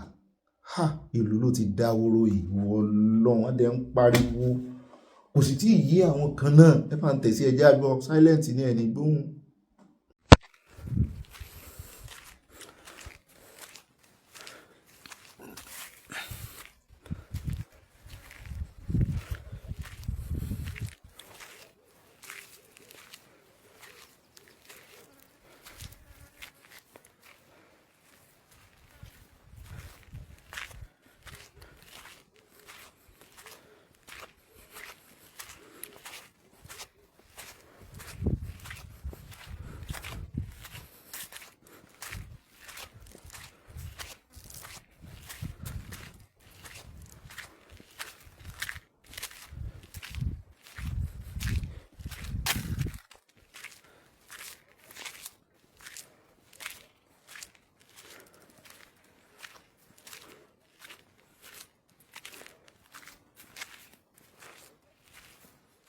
sẹ́yìn náà rí i látìgbà tó ti ń rìn lọ sí ń bọ̀ irú ẹsẹ̀ rẹ̀ là ń gbọ́ àgbọ̀ ẹyẹ àgbọ̀ ẹranko kankan mẹ́ẹ̀ lásán àgbọ̀ kó dún o àṣírí èèyàn kankan ní ìlú kan ní Ayétòrò ò ní wọ́n pe bíbá yìí kí gbogbo ìlú wá dá páropáro wọ́n lé wọn ní Sókótó ẹni orí yóò dilé bẹ́ẹ̀ náà ni wọ́n tún lé wọn ní Kogi Kwara náà ò gbẹ̀yìn bó tiẹ̀ jẹ́ wípé ní Kogi náà ní gómìnà wọn ti ganu sí máìkì tó ti sọ wípé gbogbo ilé wọn tó ń bá rí ìyẹn àwọn Fúlàní ẹ̀sìmáì àwọn ọ̀daràn yìí pé kán mọ̀ fi náà sí kán mọ̀ wò. What I'm sworn to do is to protect lives and livelihood of my people, and as such, I will always work to secure my people. This revolution you are seeing here today is to give our people the needed security they deserve. we have discovered that criminals have taken over this property. This property is owned by government, but fraudulently it was issued to an individual. And of course, when we discover that the activities going on here is giving our people unrest, so we have to take a bold decision to secure our people, because that is part of what I have signed to do. And as I've said, I will never negotiate with any criminal. I will never negotiate with any criminal. I will take that fight to them wherever they are. So we are here to carry out this exercise so that our people can sleep with their two eyes closed. This is Ogbeni, and it's an example to everybody. If you have a criminal, your house will go down. If you keep criminal, your house will go down. ó dẹ̀ káàbọ̀ padà ẹjẹ́ wá dé orílẹ̀-èdè Niger níbi tá a ti ń gbọ́ tán sọ wípé orílẹ̀-èdè Niger gba ìwé àṣẹ padà lọ́wọ́ àwọn awakọ̀ tó kọ̀ láti gbé epo lọ sí Mali nítorí ìkọlù agbésùmọ̀mí. Mo ní rárá, àbọ̀n ti gbé epo lọ ni wọ́n gba láísẹ̀nsì wọn wípé àwọn ò ní fún wọn níṣẹ́ mọ́. Ebi ẹ ń bá wà láàyè ni mọ̀ ń jà fúnṣẹ́, ẹ ń bá wà láàyè ni bó sì mìíràn nǹkan ibi tẹ̀sí rán wọn lọ Mali lè rán wọn lọ, wọ́n sì ń gbé epo ni nínú àwọn ọkọ̀ àjàgbé, wọ́n á gbé láti Niger lọ Mali. Àwọn ará bí iṣu àpòpọ̀ ń bẹ, kì í ṣe bí nìkan ni USA ti ń dáná yá wọn, gbogbo sọ̀bọ̀bù Áfíríkà ni. Lẹ́yìn ní agbára o. Ó dá owó ẹja kù ń bẹ, ẹja tẹ̀síwájú, kí ló kù nínú ẹja sáré dé ọ̀dọ̀ mínísítà fún education, torí wọ́n ń pariwo léyan lórí. Èmi rò pé ASUU pé wọ́n ti yanṣẹ́lódì mọ́ ni, pé wọ́n ti dá ìyanṣẹ́lódì dúró. A sáré gbọ́ update lẹ́nu mínísítà, ó fẹ́ fún wa ní update. Mo sì gbọ́ pọ́n láwọn elétò ìlera náà wọ́n náà ń yanṣẹ́lódì lọ́wọ́ sí l'Abuja mi. Wọ́n jà sọ tá confirm ilé ìyẹn bá ń tẹ̀sí ẹja gbọ́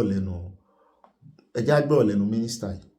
When I started dealing with ASUU, I said, ASUU, I was warned when I got in as a minister that those ASUU people, they're very toxic, they're bad people, they're demons. I said, no, I'm never going to be prejudiced. I went in with open mind. I was open-minded with dealing with them. As I started dealing with them, the first president I dealt with was Professor Emmanuel Sedeke, later Professor Chris Piona. And as I was talking to them in meetings, I realized that these are fine, brilliant, patriotic people. What they wanted was fair compensation, better welfare, good education system for our children. And that's what this president wanted, but this president wants as well. So our aims, our goals are perfectly aligned. So now how do we get there? I told them we'll negotiate with you with full mutual respect, transparency, honesty, and I want them that we have the best opportunity here, the person of this president, President Bola Ahmed Tinubu, because this president believes so much in human capital development. When you talk about human capital, you're talking about education, health, and social protection. And for the first time in the history of our country, you have a president that has invested so much heavily in these areas. And I said, please, let's get the maximum opportunity. This president will give us everything we want. And today, I'm happy and I'm vindicated about my promise, because I know President Bola Ahmed Tinubu loves this country so much, and that's why you've seen transformation in every sector. And what the president is doing is putting our country on path of sustainability with every transformative reform that's happening. Are we there yet? But today, compared to 30 months ago, Nigeria is better off with President Bola Ahmed Tinubu. Ó rẹ̀ káàbọ̀ padà lórí ọ̀rọ̀ bọ́ọ̀lù tó ṣẹlẹ̀ lánàá. Ó mà sí o, Nàìjíríà ti já o, ṣùgbọ́n gẹ́gẹ́ bá a ṣe gbọ́, wọ́n ní ẹni tó promise wọn lówó ní kán má wọ̀rí, òun sì máa fún wọn lówó, òun máa fún ní $500,000. Mo ní owó bàbá, mo ní gbẹ̀mù owó bàbá Ìjẹ̀bú. Ìyẹn Bua chairman ló sọ bẹ́ẹ̀, ó ló máa fulfill the promise òun despite pé wọ́n lose. Wọ́n tiẹ̀ ní referee ló ṣàṣemọ́ṣe. Mo ní kí ló ṣe referee, bóyá referee náà ń wá kán lobby òun. Everything is lobby o. Only you fought with your heart and showed true courage and determination on the pitch. Though it wasn't meant to be this time, you have made every Nigerian proud. Rabiu, sometimes even our best effort don't bring the outcome we hope. Ìyẹn chairman Bua ló sọ bẹ́ẹ̀ àti ẹ̀rí kí Dangote fún wọn ní nǹkan kan. Ipò kẹta náà máa bá Senegal Dubai. Sí Senegal, irọ́ o. Ta ló máa bá du ipò kẹta? Senegal ló wọ́n, àwọn náà mọ̀ ti wọ final. Mọ̀jọ̀ ẹ̀sán tí màá wá táyà mọ̀ bọ́. Ṣùgbọ́n ọ̀rọ̀ kan ló wá ń jà rìnrìn. Àwọn èèyàn ń pariwo lé ìkànnú àwọn wòlíì tí wọ́n sọ vision lórí ọ̀rọ̀ football lórí. Mo ní kí ló tẹ̀ ń pariwo lé bàbá ṣẹlẹ̀ yẹn, mo ní kí ló tẹ̀ ń pariwo lé wọn. Èmi rò pé àsọtẹ́lẹ̀ wọn ṣẹ o, nítorí 5-2 náà ní scores máa jẹ́ wọn náà máa gba penalty, wọ́n sì gba penalty lóòótọ́, ìyẹn ṣàṣẹ. Wọ́n ní 5-2 ṣùgbọ́n ó jẹ́ 4-2, sọ́nà disqualify goal kankan. Bóyá the last goal bóyá nú ẹ̀mí ni ó jẹ́.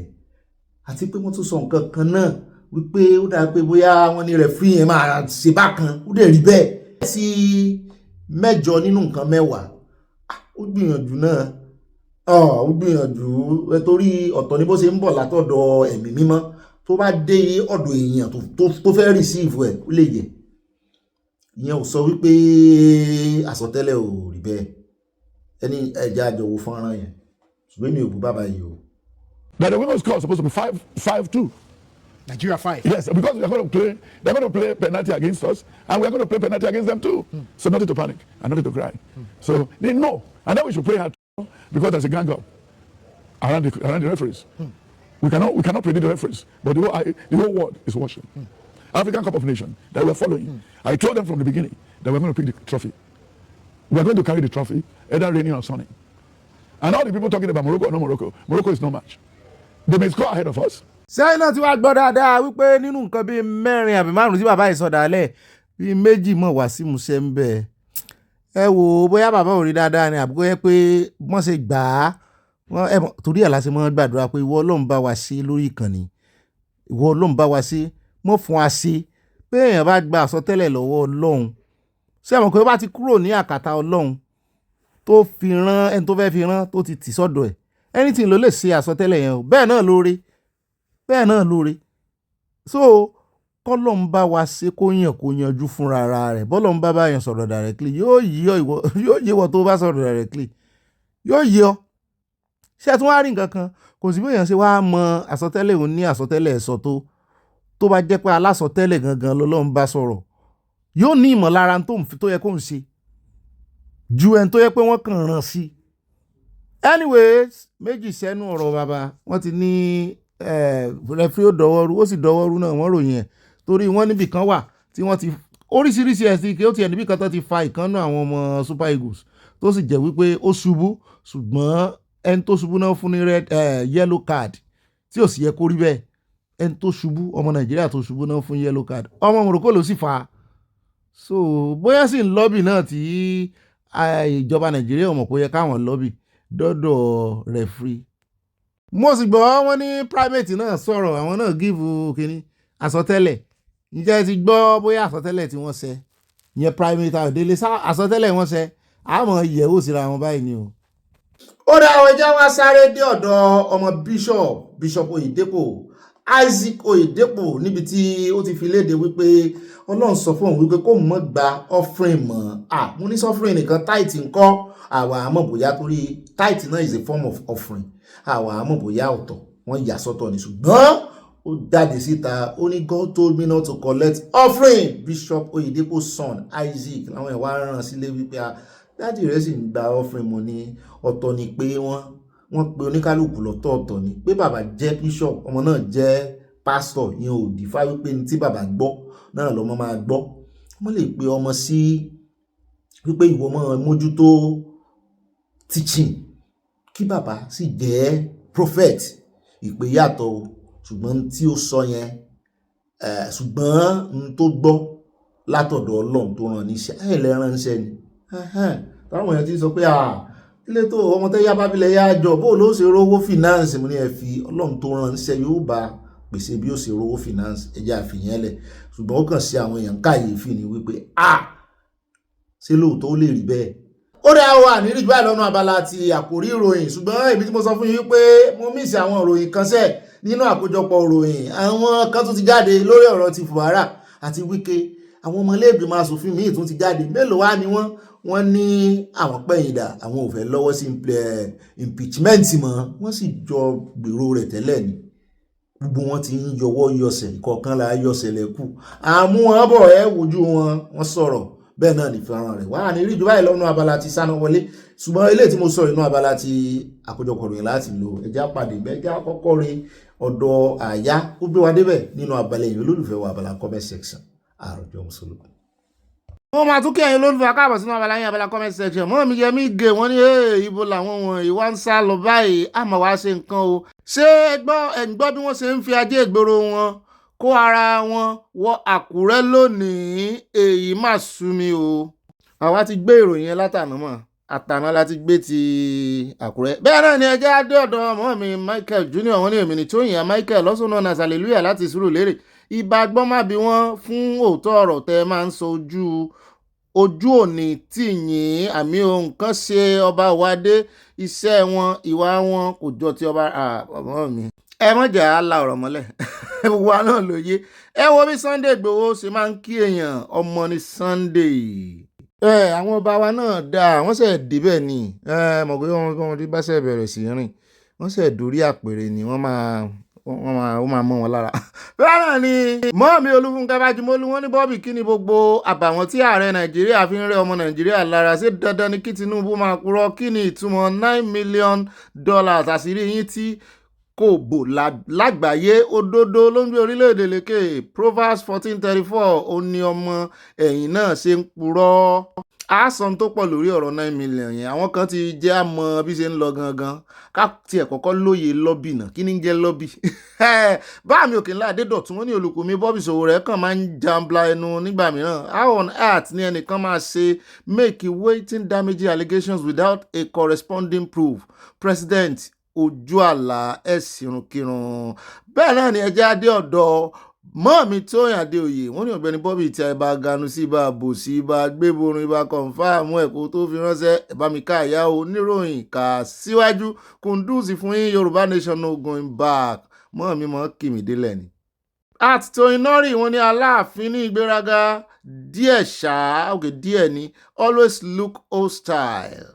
Clement Ọládẹ̀jọ wọ́n ní ọ̀gbẹ́ni Bobby òótọ́ ni lobbies wà l'Amẹ́ríkà ṣùgbọ́n mi ò gbàgbọ́ nípa pé kán lè yọ Nàìjíríà kúrò nínú Christian genocide. Amẹ́ríkà ti kó nǹkan ogun wọlé ọ̀nà àti lówó jẹ́ ní o ọ̀nà àti lówó àbí kówó lẹ́fẹ́ kọ́. mọ́ọ̀mí Dorcas Jálò wọ́n ní ẹ̀ka alẹ́ ẹ̀ka àrùn gbogbo ilé aláyọ̀ brọ́dà mi ọ̀gbẹ́ni Bobby àtàyà wa wọ́n tẹ lọ́ọ̀fù sí a mo gbórí wọlé o mo pírẹ́sẹ̀ntì sà bọ́ọ̀lù ni mo ń wò ó abẹ́rẹ́ wọ́n pàpà na Nàìjíríà lánàá.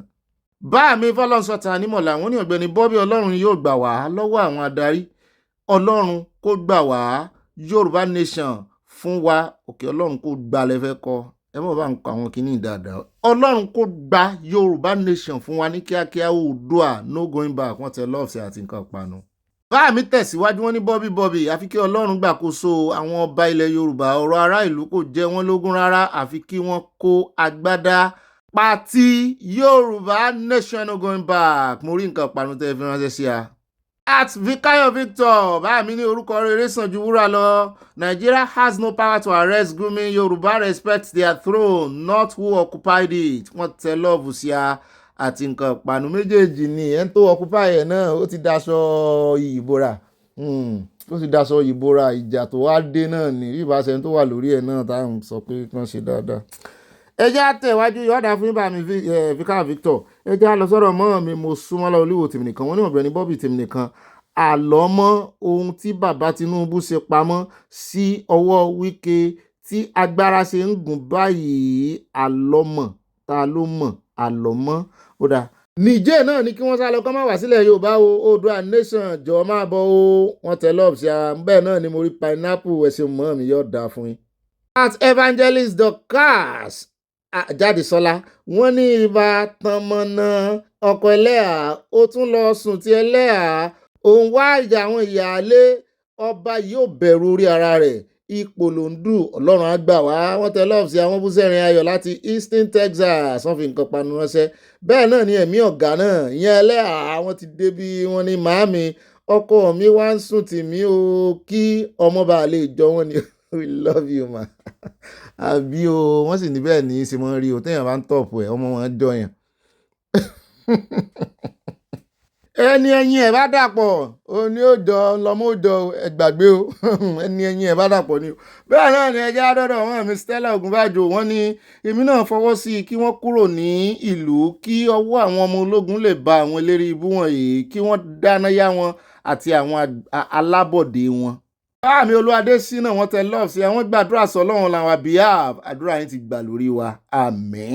Mọ́ mi fún mi lọ́lá Bello ìyàwó dáadáa lọ́dẹ ọkọ àwọn ọmọ mi dáadáa wọ́n ní Ọ̀gbẹ́ni Bobby ọkọ àwa ọmọge tó gbá múṣemílẹ̀ ń ké sí nǹkan ò ní sẹ̀mí yín àmín. Kí Ọlọ́run síjọ́ àánú orílẹ̀-èdè Yorùbá nation CSI we love you Obi more love wọ́n tẹ love sí abẹ́ náà ni mo rí ice cream nínú ilé ẹ̀ bẹ́ẹ̀ ń gbé ice cream yẹn kí àyárí ìjẹ àgbàdo òjọ́ èyí we love you Sunday Igboho we love bàbá wa Bánjí Akíntóyè náà a sì love ìran wa. Àtìmọ́ mi Motọ́láni Martins wọ́n ní ṣé wípé bí wọ́n ṣe ń ṣe ní ayé ni wọ́n ṣe ń ṣe ní ọ̀run. Kí Amẹ́ríkà má da ọwọ́ rú fún wa o kí wọ́n má sìn wá dé àárín méjì padà sẹ́yìn. Báàmí Kẹ́hìndé Òsèní Sàlímọ̀ ọmọ Òwò Lódò Ọba original wọ́n ní Nàìjíríà ti tán pátápátá o Nigeria is not a nation we are not one language in Nigeria one nation one language. Mọ́ọ̀mí Hannah Onsu pọ̀ dàpọ̀ ẹ̀yìn àti mọ́ọ̀mí Ògúnbàjò ẹ̀yìn ni pọ̀ yẹn tún wá ká lára báyìí dáadáa. Mọ́ọ̀mí Janet Adégbẹ̀dẹ̀ wọ́n ní Bobby tiwa kú iṣẹ́ o mọ́ọ̀mí Ọlọ́run ní ṣiṣẹ́ rẹ̀ ọ̀rọ̀ Nàìjíríà ò yé wa mọ́ gbogbo ìlú yẹn kò sí ìfọ̀kànbalẹ̀ ní gbogbo rẹ̀ ẹ jẹ́ ká gbàdúrà kí Ọlọ́run má wò wá níran o kàn bá wa dá sí ọ̀rọ̀ náà. At Dúpẹ́ Alábí wọ́n ní how many past presidents did not sell oògùn olóró in the past ẹni tí a bá gbámú ni ó lè pé ẹni ilẹ̀ mọ́ bá ní bàrà o. wọ́n mi mẹ́rin òdùnnú ìtẹ̀mí nìkan wọ́n ní òbí ìtẹ̀mí nìkan ṣé wípé kí á lọ́bì láti pa irọ́ wípé gbogbo ẹ̀mí tó ti sùn kò rí bẹ́ẹ̀ mọ́ kí ni èrè ẹ̀ wà àti Trump tó ń ràn wá lọ́wọ́ ọ̀rọ̀ ìlú yìí ti sú mi o. Oòduà nation tètè dé wa yá ó ga o. In fact òbú àyà pẹ̀lú mo ti dọ́dọ̀ Alájà Modina Solomon mọ́ mi dáadáa wọ́n ní kán má dúró iṣẹ́ ti pọ̀ lọ́wọ́ wọn láti ṣe ìyẹn Amẹ́ríkà àbí nǹkan ogun tí wọ́n rà kí wọ́n má fi ṣe iṣẹ́ ní sharp Ọlọ́run á ràn wọ́n lọ́wọ́ àwọn ọmọ ológun Nàìjíríà náà ń bá wí. Mọ́ mi Fúnmilọ́lá Bello wọ́n ní ọba Obi ibà bọ́ba jíròrò ọjọ́ wo làwọn ará ìlú Nàìjíríà ìfẹ́ bọ́ lọ́wọ́ ìyà tó ń jẹ wọ́n yìí irọ́ tí wọ́n tún ń pa lọ́tẹ̀ yìí tún lágbára o Obi love you we love you too màámi. Mọ́ mi Mary Òdùnnú ìtẹ̀mí nìkan wọ́n ní Obi mi tòótọ́ tí ẹ bá wo ìwọ́de Ẹ́pọ́mà àti Tinubu tó lọ lọ́bì ṣé kìí ṣe wípé gbogbo ọ̀nà ni wọ́n tún ń gbà láti yí gbogbo nǹkan tí inú wa ti ń dùn sí padà. Yorùbá nation má sún ohun wọn tẹ́lọ̀ sí a Yorùbá nation no going back. Àtàdépọ̀jù Ọpẹ́yẹmí wọ́n ní praise God Mr. Bobby Aláyọ̀ wa bí ọwọ́ ṣe máa tẹ̀ wọ́n nìyẹn ní agbára Ọlọ́run àmì wọ́n tẹ́lọ̀ sí àti nǹkan ìpanu. At Adésọlá Ìbíkúnlé wọ́n ní ibà mọ́nà tán nǹkan ò ní sẹ́mi yín lágbára Ọlọ́run àmì o nǹkan ò ní sẹ́yìn náà mo rí nǹkan ìpanu tẹ́ fi ránṣẹ́ sí a mo rí love rẹpẹtẹ ẹ̀yin àti mọ́mí Bùnmi Krista ìfẹ́ ìpọ̀jù. Ó rẹ̀ jáde ọ̀dọ̀ at Funmate hair braiding mo kún ẹlẹ́yà mi lé gbogbo ẹ̀ ń bá fẹ́ ṣerun ní Indianapolis ibẹ̀ ni ẹ máa lọ wọ́n ń ṣerun èbó náà o ọkùnrin náà wọ́n ń ṣerun rùngbọ̀n wọn wàá ṣe ti bí o ẹjọ́ o bẹ́ẹ̀ náà ni wọ́n ní ẹ̀ka alẹ́ gbogbo ilé aláyẹ̀ jọ̀wọ́ ẹ̀yin mi ò ró ẹ má fẹ́ princess lé mi o kí ogun má bàa ṣẹlẹ̀ ogun ò ní ṣẹlẹ̀ ẹlẹ́ẹ̀mí ọ̀gá màámi ẹ stop ṣe bẹ́ẹ̀ jọ kò sí nǹkan tó ń jẹ́ DNA pé orò lé la ṣe ẹ má wọ̀rí. Àárẹ̀ ìgbọ́mọ sọdá lódò ọba wọ́n ní ọba ó rán ni níṣẹ́ odò ọba kún iṣẹ́ ọba ò ṣe mọ̀ jẹ́ odò ọba ò ṣe kánlù orò lé ní bá ṣe mọ́ ṣe fún ọmọ òwòrán àárẹ̀ ìgbé ọmọ sọdá lódò ọba mo ṣe ni o at Kwakwa wọ́n ní Ọ̀gbẹ́ni Bobby every government lobby their way out or to achieve their aim. A sọ̀rọ̀ ń pa ẹ̀ dáadáa lónìí torí a fẹ́ mọ̀túnmọ̀ lobby yẹn bẹ́ẹ̀ náà ni ẹja dé ọ̀dọ̀ at Comfort Famure wá ayọ̀ dá fún mọ́ mi wọ́n ní Ọ̀gbẹ́ni Bobby àtàyẹ kú iṣẹ́ ọpọlọ o every day you are great Ọlọ́run lè rí o rí reflection Ọlọ́run ni o God Almighty will reward you abundantly amen.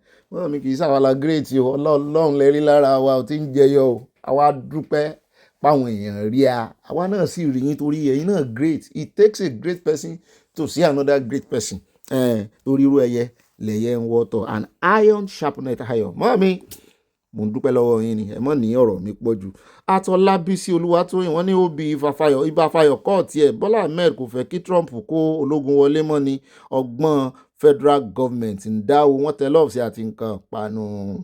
Mọ́ọ̀mí Esther Sosanya wọ́n ní ẹ kú alẹ́ Ọ̀gbẹ́ni Bobby ẹ ṣeun o bí ẹ ti ń gbé wa débẹ̀ àìdúpẹ́ ara ẹni mọ́ọ̀mí Ọlọ́run á máa bá yín ṣe wà mí o ẹ bá wa kí àyà náà ń gbé Oòduà nation no going back ẹ jọ̀ọ́ ẹ bá wa sọ fún President Tinubu a bẹ̀ wọ́n kí wọ́n pín Nàìjíríà President Tinubu ò lágbára àti pín Nàìjíríà ẹ̀tọ́ tiwa nìkan fà wá ẹ̀tọ́ tó tọ́ sí wa nìkan ló ń lò wọ́n fún ọba bá sì fira wọn lẹ̀ Ọlọ́run ó lo ẹlòmíì Ọlọ́run tó sọ wípé báwọn èèyàn tó ń fẹ́ lò bá ti dáhùn lóhùn ó gbé òkúta dìde àbí ìsọlọ́run ni bẹ́ẹ̀ náà ni àti màámi wọn ní ibà táwà kálítù bọ́ lọ́n dúró ibà mọ́rọ́ múbọ̀ ẹja ọ̀sán iléeṣẹ́ ológun ẹ máa tẹ̀síwájú ẹ kú iṣẹ́ takuntakun ṣùgbọ́n ní tàwa o total exit from the contraption ló jẹ wá lógún Oòduà nation no going back bẹ́ẹ̀ náà ni at Roslyn Lawal mọ́ mi ní Ọ̀gbẹ́ni Bobby Abala Sanawole ẹ kú iṣẹ́ òní o may God be with you amen and you too as they are moving out you think terrorists will not follow them wherever they are moving to it's better to stay and face the battle àwọn ọmọ ológun gan-an tó ń help wọn láti move out. Àtìmọ́ọ̀mí Dorcas Dúródolú Olúwatúnmiṣe wọ́n ní Ṣeun ló bẹ̀rẹ̀ ìjà pẹ̀lú àwọn Wizkid followers pé kí wọ́n má pe Wizkid ní Fẹlá mọ́ Aláàfin àti Olúwo nìkan ni ọba tó ń jà kiri ilẹ̀ Yorùbá please turn over.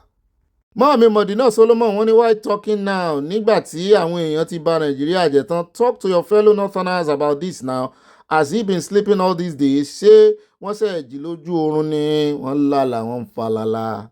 Ó dá part 2 kọ́mẹ́ǹtì Mọ́ọ̀mí Dorcas rè wọ́n ní Musa kò lè mú terrorist sponsor o nítorí wípé Tinubu kò fún láàyè torí 2027 70 repentant yẹn ti wà láàrin ìlú tí wọ́n ń jayé Oòduà nìyẹn ní Katsina Oòduà nation no going back from Providence Rhode Island gómìnà wọn sì ti lóhun ò lówó lọ́wọ́ ó ní à ń jẹ àwọn ó ní kò sí gómìnà tó lówó lọ́wọ́ kan fi tòun ṣe àkàwé ó ti fowó san negotiation fáwọn terrorist tán aláòbí.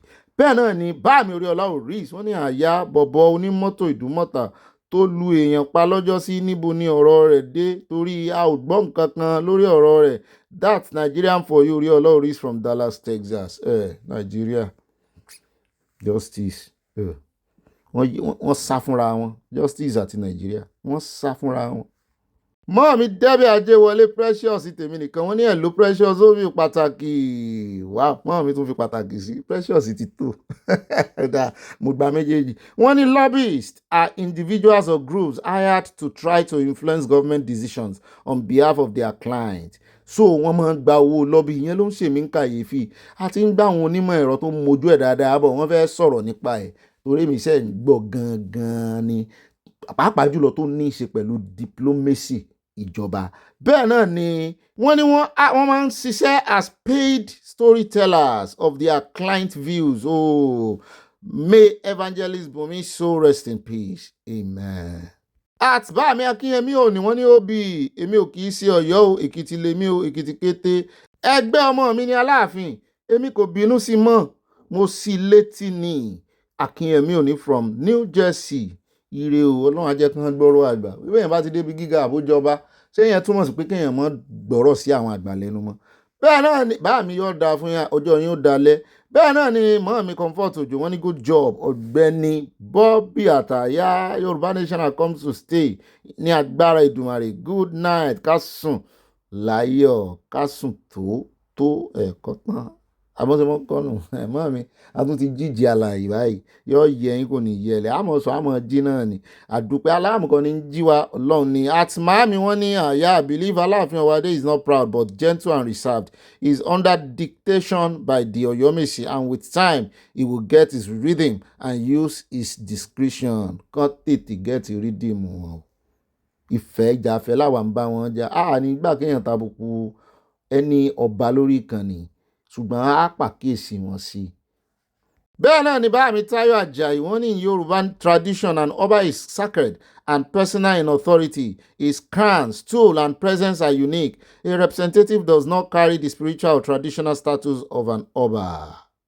Representatives tó wá ń rè é figagbága pẹ̀lú àwọn ọba ń kọ́ ní ìsìn wọ́n ránṣẹ́ so àwọn ọba yòókù àmọ́ rò wípé bóyá wọ́n ti sọ̀rọ̀ sí lẹ́nu ni ló ṣe wá ń fẹ́ mọ́ jókòó at least àti ẹ̀gbọ́ tọ́pa ṣùgbọ́n nígbà tó bá ò ti sí ń bẹ̀ yẹn lọ́dọ̀ tèmi representative tàn rán kì í ṣe ọba wọ́n kàn rán láti lọ fi ṣe, wọ́n á pọ́n ọ̀pá ọwọ́ rẹ̀ lé, wọ́n á pòun náà lé o, ṣùgbọ́n kóun náà mọ́ wàá lọ jókòó bí ẹni wípé ààyè ti gbà ń tán, òun ti dọba. Irọ́ kò jọba, ọba wà níbi, ọba ò ráàyè wá ni. Wọ́n á kàn fún lápọ̀nlé ọba, ṣùgbọ́n kó mọ́ rèé kọjá ààyè rẹ̀. Bẹ́ẹ̀ náà ni at Women Passion, wọ́n ní Tinubu was playing games with Nigerians' lives. That money supposed to be used to sort youth of Nigeria out. This is real bad governance. Abẹ́ẹ̀rí adúró owó yẹn $9 million nítorí pé wọ́n fẹ́ change the story. Ṣé Amẹ́ríkà ló wá le tó bẹ́yẹn láti bá sọ̀rọ̀? Bẹ́ẹ̀ náà ni àti Rachel Elúwọlé, wọ́n ní ẹ̀ka alẹ́ gbogbo ilé adúpẹ́ àdúrà wa ti gbà o. Ọkọ gbogbo ọmọge sọ pé ẹlẹ́yà ò sùn sílé lálẹ́ àná. Àwọn ò tiẹ̀ mọ ibi tí aya wọn sùn. Let's pop wine. Ẹlẹ́yà ẹlẹ́yà wá gbọ́ ohun tí mọ́ mi Rachel Elúwọlé ń sọ. Inú wọn ń dùn pé ẹ̀ súnlé. Tèmi ò bá súnlé o, súnlé. Ó dá o, ẹ káàbọ̀ padà onípàpàpà láṣẹ o. Óyá ẹjẹ́ àwọn náà àkójọpọ̀ ìròyìn lọ́wọ́ ibi tá a ti mẹ́nubà, ibi tá a láàdé. Ọlọ́run gbé wa débẹ̀, ọlọ́run ní ibà tí ń gbé èèyàn débẹ̀ o. Ọlọ́run kan òun ló léwájú wa, òun ló ń kẹ́yìn ogun wa. Torí àwọn ò lè gbé yín débì kankan, ọlọ́run ní gbé gbogbo wa débẹ̀, ọlọ́run ní gbé gbogbo wa débẹ̀. Wá nǹkan jókòó lé, kẹ wá nǹkan panu, kẹ mọ́ fi sọ̀rọ̀ àjíjà. Bẹ́ẹ̀ bá rí nǹkan olómi ọsàn náà, ẹ fi tì sọ́hùn kó mọ́ lọ tìrín, kẹ wá mọ́ fi ọwọ́ tó dilẹ̀, kẹ wá mọ́ bá fi sẹ́ǹdì ẹ̀ sáwọn olólùfẹ́ yín. Bẹ́ẹ̀ náà ni 5 lines, ẹ̀mọ́ gbàgbé 5 lines yín náà rí o, ibà lọ́bì, mo ń lọ́bì yín nínú comment section. Alákọ̀ọ́kọ́ náà àkójọpọ̀ ròyìn tó ní ó bá dénú yín, ẹ̀ bá pín fáwọn olólùfẹ́ yín o. Ẹjá lọ tààràtààrà sí Ọ̀yọ́ lórí ọ̀rọ̀ t'Aláàfin, t'Ògbómọ̀ṣọ́ àti t'Ìbàdàn. Ta gangan ló lórí? Ṣùgbọ́n ọ̀rọ̀ kan náà ni ó ń tàn káyé tí ó mú kí ilé ìgbìmọ̀ asòfin Ọ̀yọ́ sọ̀rọ̀. Wọ́n ní Ọ̀yọ́ State House of Assembly wọ́n ti wá clarify ẹ̀ báyìí o, pé position on Council of Obas and Chiefs chairmanship. Wọ́n ní the attention of the Ọ̀yọ́ State House of Assembly has been drawn to a publication going viral on social media where the Aláàfin of Ọ̀yọ́, Ikú Bàbá Yèyé, His Imperial Majesty Ọba Akeem Ọwádé Elewetu II was positioned as the permanent chairman of the Ọ̀yọ́ State Council of the Obas and Chief. Wọ́n láwọn rí fọ́nrán yẹn, wọ́n láwọn rí ìkéde, wọ́n láwọn rí tán pín kíní ìkiri pé wọ́n ní Elewetu II, ìyẹn ọba Aláàfin Ọwádé Akeem, pé àwọn ni permanent chairman fún gbogbo ọba. Wọ́n wá ní we are here to correct this information.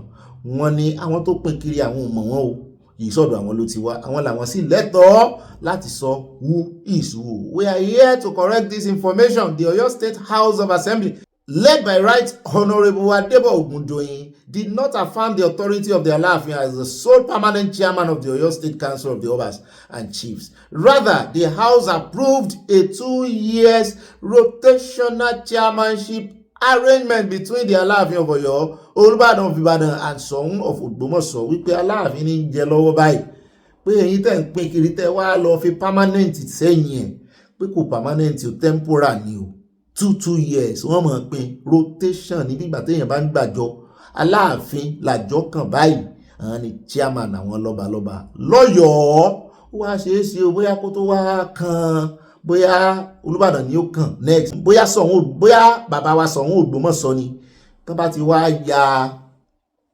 wọ́n ti ya state méjì, ibi tó oníkálukú bá wà, bóyá oníkálukú ni ó lè jẹ permanent kínní ní àkàtà rẹ̀. Rather, the House approved 2 years rotational chairmanship. We, the Ọ̀yọ́ State House of Assembly, issue this warning to caution the general public about this misinformation. There were no approval by the House for the Aláàfin to be the sole permanent chairman of the Ọ̀yọ́ State Council of Obas and Chiefs. Signed, Ọ̀yọ́ State House of Assembly. Ṣùgbọ́n yá ṣe iṣẹ́ ìwádìí síwájú sí ó sì sọ information yẹn ò correct náà àti gbà, torí gbogbo alamọ̀ nígbà tọ́rọ̀ yẹn fẹ́ dìjà. Ṣùgbọ́n sọ pé house ló sọ̀rọ̀ yìí kó mọ̀ jẹ́ pé àwọn tí wọ́n ń gbé kiri pé Aláàfin ni permanent, kó mọ̀ jẹ́ pé àwọn opposite wọn, wọ́n dà opposite lọ́rọ̀ lé ayé, wọ́n yẹ pé àwọn opposite wọn làwọn náà tún lọ gbélé ìjáde. Àyá ní ọ̀gá mi, àwọn tí wọ́n gbéròyìn wọ́n wà on point ó lóun ti confirm ẹ̀, fọ́nrán rẹ̀ wà múlá ìyá gbé sí mi létí já mi sí i. ó ní mo ṣe mistake kan nínú ìròyìn tí mo kà lẹ́ẹ̀kan wípé Aláàfin of Ọ̀yọ́ náà kọ́kọ́ fi jẹ chairman of àwọn ọba council ní Ọ̀yọ́ state. Ó ní mistake ni, ó ní wọ́n ṣe èèyàn lónìí ni, ó ní Aláàfin gan ò sí ńbẹ̀. Mo ní bóyá travel ọ̀ bóyá lọ kí Sultan ní Sokoto. Àfihàn yìí ní ìsìn wọ́n ṣe fi Olúbàdàn of Ìbàdàn tán fi wọ́n jẹ chairman of gbogbo ọba council. Wọ́n ní ẹ̀ ń bá jù ní lọ ó lè ju èèyàn nù, kì í ṣòwe èèyàn kankan o, òwe mi àtàyà ni o, àyà ò gbọ́dọ̀ yàjú sí mi. Ẹ jẹ́ á wò bí wọ́n ṣe fi Olúbàdàn tí wọ́n fi wọ́n jẹ the chairman of gbogbo ọba aládé ní Ọ̀yọ́ state.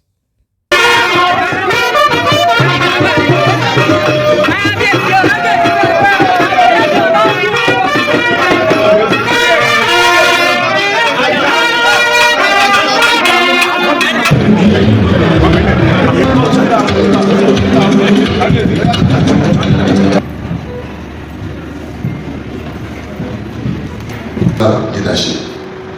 It should be noted that this council exists last in 2011. Now, the council is expected to serve as a vital advisory body, promoting peace, resolving conflicts, preserving cultural heritage, and contributing meaningfully to the policy formulation and community development. His Imperial Majesty, Governor, Senator, Kabiyesi, and my own father.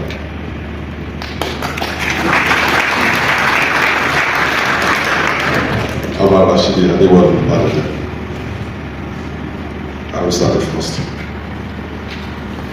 Kabiyesi, the Shaman Emoki, that this administration came into office.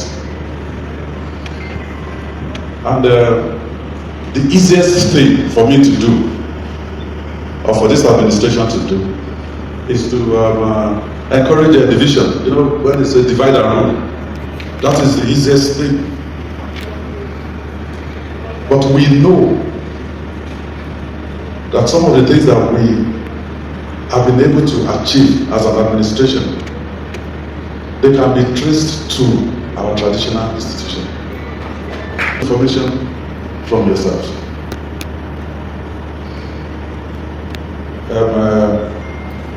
And then we thought, is it not a shame that for 15 years running now, Oyo State, that is supposed to be setting the pace,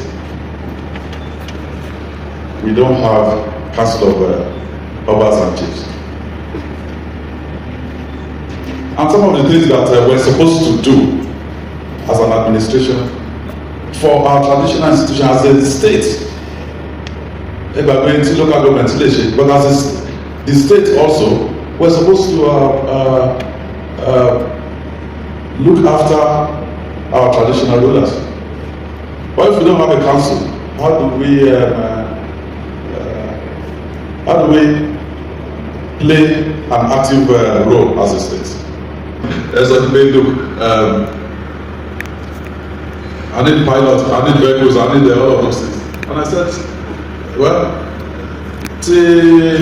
our local government, they will handle it. But now, once I make this pronouncement inaugurating this Council of Obas and Chiefs, you're entitled to say, this is what we want from the government, from Council.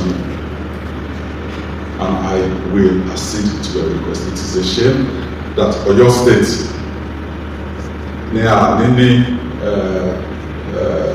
good structure,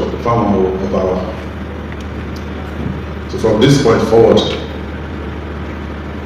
we're back to our pace setter status. So I consulted because one of the issues, they truncate the Council of Obas in 2011 was the issue of the headship, rotational. So after I signed, gbogbo àwọn kábíyèsí mẹ́tẹ̀ẹ̀ta tí a proposed in the law láti máa rotate the chairmanship, and I believe from the law is every 2 years I rotate. This is what we're known for. Me, Oyoko CB, Orientation, a little, but when we sit down, we won't resolve it, and we won't do what is right and proper for our people. So I consulted our Baba Meteta, the Alaf of the Kabiyesi Olúbàdàn àti Kabiyesi Ṣọ̀ún, and the agreement in they will start the rotation pẹ̀lú Kabiyesi Olúbàdàn of Ibadan.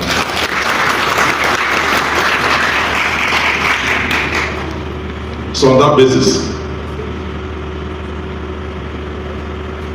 I hereby pronounce the Oyo State Council of Obas and Chiefs inaugurated.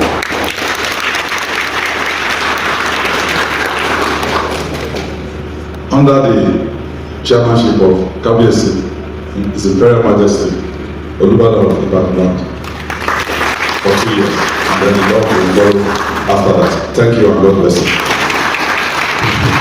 Thank you, Excellency, for my permission. Ó dá ọ náà lẹ́sí bí wọ́n kò sí já kò sásọ̀ kí ẹni tó jẹ́ olórí ọba ẹja gbọ́ lẹ́nu bàbá o. Àyá ni wọn máìkì wọn dáadáa àgbọ̀ ohun tí bàbá sọ tá a bá rí fọ́nrán ibi tí bàbá ti sọ̀rọ̀ sókè á jẹ́ kẹ́ ẹ mọ̀ ṣùgbọ́n olórí gbogbo àwọn ọba in council náà nìyẹn o kò dín ọba kankan kù ẹ wo bí Ṣọ̀ún Ògbómọ̀ṣọ́ ṣe gbárùkù ti bàbá kì í sì sàn nìkan náà wọ́n gbárùkù tí báláàfin bá ń ṣe nǹkan náà wọ́n máa ń gbárùkù tí wọ́n á mọ̀ wá excuse á mọ̀ wo excuse táláàfin give tán fi wà ń bì lónìí wọ́n náà ti jọ fẹnu kò sí tẹ́lẹ̀ ní tán ti mọ̀ sí tẹ́lẹ̀ ni bóyá torí ọ̀rọ̀ wa sọ̀rọ̀ bọ́wọ́ ń ò bọ́wọ́ bóyá yun ni ò wá jẹ́ kán wà ń bẹ̀ kò tí ì yẹ àṣùgbọ́n kán mọ̀ wípé ẹ ń bá juni lọ́lẹ̀ sọ nínú èèyàn kan wọ́n bá sì ń ka gbogbo àwọn ọba tí nínú politics ni mo ń sọ nísìnyí o kẹ́mọ́tò ní à ń jíjà àpèrè nínú politics ẹ lè fi ọwọ́ adé aláàfin ọwọ́ adé mo sì fìlà forí adé ẹ lè fi wọ́n wé Olúbàdàn nínú ọ̀rọ̀ politics time politics sì ń tó time politics ti ń tó ń táwọn onípolitics ní ìdìrè náà ṣe yìí onípolitics ló sì fún wọn ládé náà náà gbé ọ̀pá lé wọn lọ́wọ́ tán bá rí tán ṣe báyìí wùwà ó dáa. Aya ni ọ̀gá mi ẹ̀ tí gbọ́ nǹkan kan wípé ààfin Aláàfin náà ti fọ̀rọ̀ léde o wọ́n ní kí náà sọ wọ́n náà sọ wípé gbogbo ohun tí Ṣèyí Mákindé wá ń sọ fún wọn ń bẹ̀ pé ó mú gbẹ̀lẹ̀ fún wọn ni pé Aláàfin ní àwọn ò bá wọn sí mítìn tán náà pé o mítìn kankan tán bá náà pè mo ní ó ti da ìjà ó ti bẹ́lẹ̀ láàrin Aláàfin àti Ṣèyí nìyẹn tó mú ààfin Aláàfin táyé wọn fi lè fi kéde léde wípé àwọn ò mọ̀ ń pa meeting wọ́n ní Aláàfin refused meeting having meeting with Ṣèyí Mákindé over rotational wo ẹsẹ̀ bẹ̀rẹ̀ ni. ìjà èmi mo jù ọ lọ ìwọ ló jù mí mi ò sọ kankan lórí ọ̀rọ̀ wọn mọ́ o a mọ̀ wò wọ́n ràn ní torí oríṣiríṣi táwọn èèyàn ti sọ ọ́ lẹ̀ gan ó tó ká mọ̀ fi wòran ẹ jẹ́ kó ń bẹ́ ọ ẹ jẹ́ wá lọ sọ́dọ̀ Mr. Shinkafi ọ̀dọ̀ ẹ̀ lákọ̀ọ́kọ́ dé níbi tó ti ń sọ wípé gbogbo nǹkan ogun tí Amẹ́ríkà ń kó wọlé sí Nàìjíríà tó fẹ́ fi ṣèrànwọ́ lóòótọ́ àsanwó ẹ̀ náà ní o ṣùgbọ́n ìrànlọ́wọ́ náà ni pé wọ́n ti ẹ̀ta fún wa torí wọ́n ní bí èèyàn ó bá ra nǹkan ogun wọn ni wọ́n ìtètè approve ẹ̀ báyìí wọ́n kọ́kọ́ dúpẹ́ wọ́n wá sọ wọ́n ní kán jọ o kán má jẹ́ kó bọ́ sọ́wọ́ wrong hands o kán má jẹ́ kó bọ́ sọ́wọ́ wrong hands mo lọ́rọ̀ gidi ni bàbá yìí sọ ẹ bá ń tẹ̀sí ẹja dọ́ọ̀lẹ̀ wọn. Last year, November last year, the National Security Advisor, Malam Nuhu Ribado, led a delegation of security officials to Pentagon and the United States of America to discuss with the military engagement between Nigeria and United States of America, following the regionalization of Nigeria as country of particular concern, CPC, by United States of America, where there's an allegation of Christian genocide. So, with the collaboration and the military engagement between the two countries, I think we are good to go. Because the issue of militancy, issue of Boko Haram, issue of terrorism have been bedeviling Nigeria for many decades. And up to today, there is no any solution. Of all the amount of money or funds allocated for security and intelligence, for security and defense in the national budget, they have not changed the narrative. And you see the receipt of the consignment of the military equipment and gadgets through the United States African Command It's a welcome development. It means that the visit by the National Security Advisor, which he led the security officials to Washington or to Pentagon, it has yielded a tremendous results. But the problem, it is underutilization or misuse of these arms and ammunition or military equipment because of the high level of corruption within the security apparatus. There was a reported cases where some military officers in the Northeast, that is in the Northeast, even in Zamfara State where I come from, are selling these arms and ammunition to criminal armed bandits and terrorists. So that should be a proper check and balances of how these arms and ammunition are being disbursed to the security official. There should be a proper record, proper inventory on daily basis and on monthly basis to make sure that each and every arms and ammunition which are being disbursed to this security are being accounted for. Because a lot of resources are being wasted, funds are being wasted, but the issue of this insecurity is at the gallop persistently increasing in Nigeria. òun náà lẹ́tí gbọ́ yẹn o wípé ọ̀pọ̀lọpọ̀ ìbọn tí wọ́n ń kó fún àwọn ọmọ iléeṣẹ́ ológun tí wọ́n fi owó àwọn ọmọ Nàìjíríà rà, owó oògùn, owó onírú, owó aláta, owó orí, pé àsẹ̀yìnwá àsẹ̀yìnbọ̀ ó tún ń bọ́ sọ́wọ́ àwọn ọ̀daràn, wọ́n tún wá fi ń pa àwọn ọmọ Nàìjíríà lára, wípé kán mọ́ take inventory kán sì rí dájú pé kò bọ́ sọ́wọ́ wọn, pé allegedly pé ìṣẹ̀lẹ̀ kan ṣẹlẹ̀ ní àkàtà ọ̀hún ní Zamfara tó ń ti wá, wípé wọ́n accuse, wọ́n sọ wípé àwọn ọmọ iléeṣẹ́ ológun kan wọ́n tún ń tà á fún àwọn agbésùnmọ̀mí, àwọn bandit. Abẹ́ẹ̀wá rí. Bẹ́ẹ̀ náà ni kò sáláì mẹ́nubà iléeṣẹ́ Dicon. Ó ní iléeṣẹ́ ológun Nàìjíríà náà ní iléeṣẹ́ kan tó ti ń ṣe nǹkan àwọn ológun pẹ́ẹ́pẹ́ẹ́pẹ́, yàtọ̀ sí pé wọ́n lọ ń ra nǹkan ogun, pé kò easy láti ra nǹkan ogun, pé wọ́n jẹ́run ni wọ́n sì liquidate ẹ̀, ó ti pàjúdé, ó ti dojúdélẹ̀, pé kí ló ṣe ìyẹn náà, pé kán probe ẹ̀. Ó lè já wá tibẹ̀ kàdé Adámáwá níbi tá a ti ń gbọ́ wọ́n sọ pé èèyàn 6 sì ṣe yánnayànna o, pé ìdùngbàmù kan tún dún, ẹ̀rù wá ń bà àwọn èèyàn pé ṣé ìṣàdó olóró, ṣé ìṣe àwọn kìíní ló wà ń di ẹ̀, àwọn Boko Haram. Wọ́n ní èèyàn 6 ló farapa yánnayànna ní Mumbag village ní inú ìdùngbàmù kan o, ní Ong local government area of Adamawa state. Wọ́n ní chairman wọn Usman Inuwa ló sọ fún àwọn oníròyìn ní àná ọjọ́rú pé àtáàkì yìí, pé àwọn believe wípé àwọn Boko Haram ló ṣe iṣẹ́ yẹn, pé àwọn believe, àwọn ti mọ àwọn ọmọ àtáàkì wọn bí ṣe máa rí, bí ṣe máa dún. Wọ́n nítorí wípé nínú oṣù yìí, nínú ọdún tuntun tá a ṣe wọ̀ yìí, wọ́n ní wọ́n ti ṣèkan mú láwọ̀ ògbọ̀, wọ́n ló pa èèyàn 4, agbé tó pa èèyàn 14 wọ́n náà ṣe náà jọ àdó olóró. Wọ́n ní ṣùgbọ́n this time around kò sẹ́ni tó kú o. Wọ́n ní ṣùgbọ́n èèyàn 6 wọ́n ní high degree of injuries náà sustain, pé ṣùgbọ́n wọ́n ti ń gba ìtọ́jú lọ́sibítù. Ó tún wá sọ síwájú sí i, ó ní ẹgbẹ́ Sambisa, àwọn súnmọ́ Sambisa forest, ó ní kò sì sí settlement láàrin àwọn, ó ní gbayawo ni látọ̀dọ̀ àwọn dé ọ̀dọ̀ àwọn dé ibùdó àwọn Boko Haram. Ó ló ga o, ẹ̀yin súnmọ́ Sambisa, ó ní bẹ́ẹ̀ ni, l'Adamawa, ó ní bẹ́ẹ̀ ni. Sì rè mọ́ wákùsà ń bẹ̀ mú tó gbé góòlù kúpà nǹkan wà ní Sambisa, ló bá wò mí báyìí ló bá mọ́jú. Aṣáàdúpẹ́ kò sẹ́ni tó kúnnú wọn o. Lẹ́yìn ò sì mọ́ fún àwọn ọ̀tẹlẹ̀múyẹ́ ní intelligence tẹ́ bá mọ̀ pé súnmọ́ Sambisa. Ó ní ṣùgbọ́n àwọn sì ń fetí lẹ́kọ̀ọ́, àwọn fẹ́ mọ ibi tí ọ̀rọ̀ tó ti jẹ wá. Ó ní ṣùgbọ́n iṣẹ́ ìdídé iṣẹ́ irú ẹ̀ tó ṣẹlẹ̀ ní inú oṣù yìí, níbẹ̀rẹ̀ oṣù yìí, ó ní èèyàn 14 ló pa, ló ga lọ́tún ló sì aṣáà ń dọ́.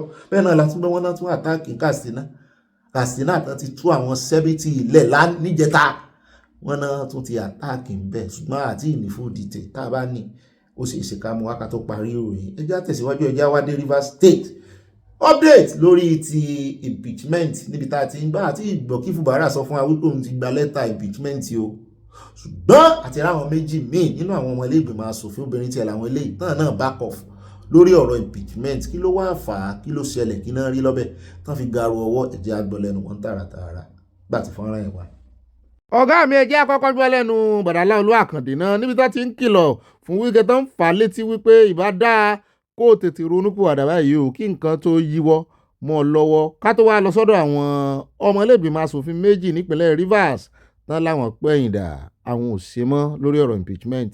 Ibẹ̀ ni wọ́n ti ń tẹ̀ mọ́ Wike létí wípé ìbádàkọ náà tètè catapult sínú ẹgbẹ́ APC mo ní ṣé Wike sọ fún yín pé òun fẹ́ defect ni.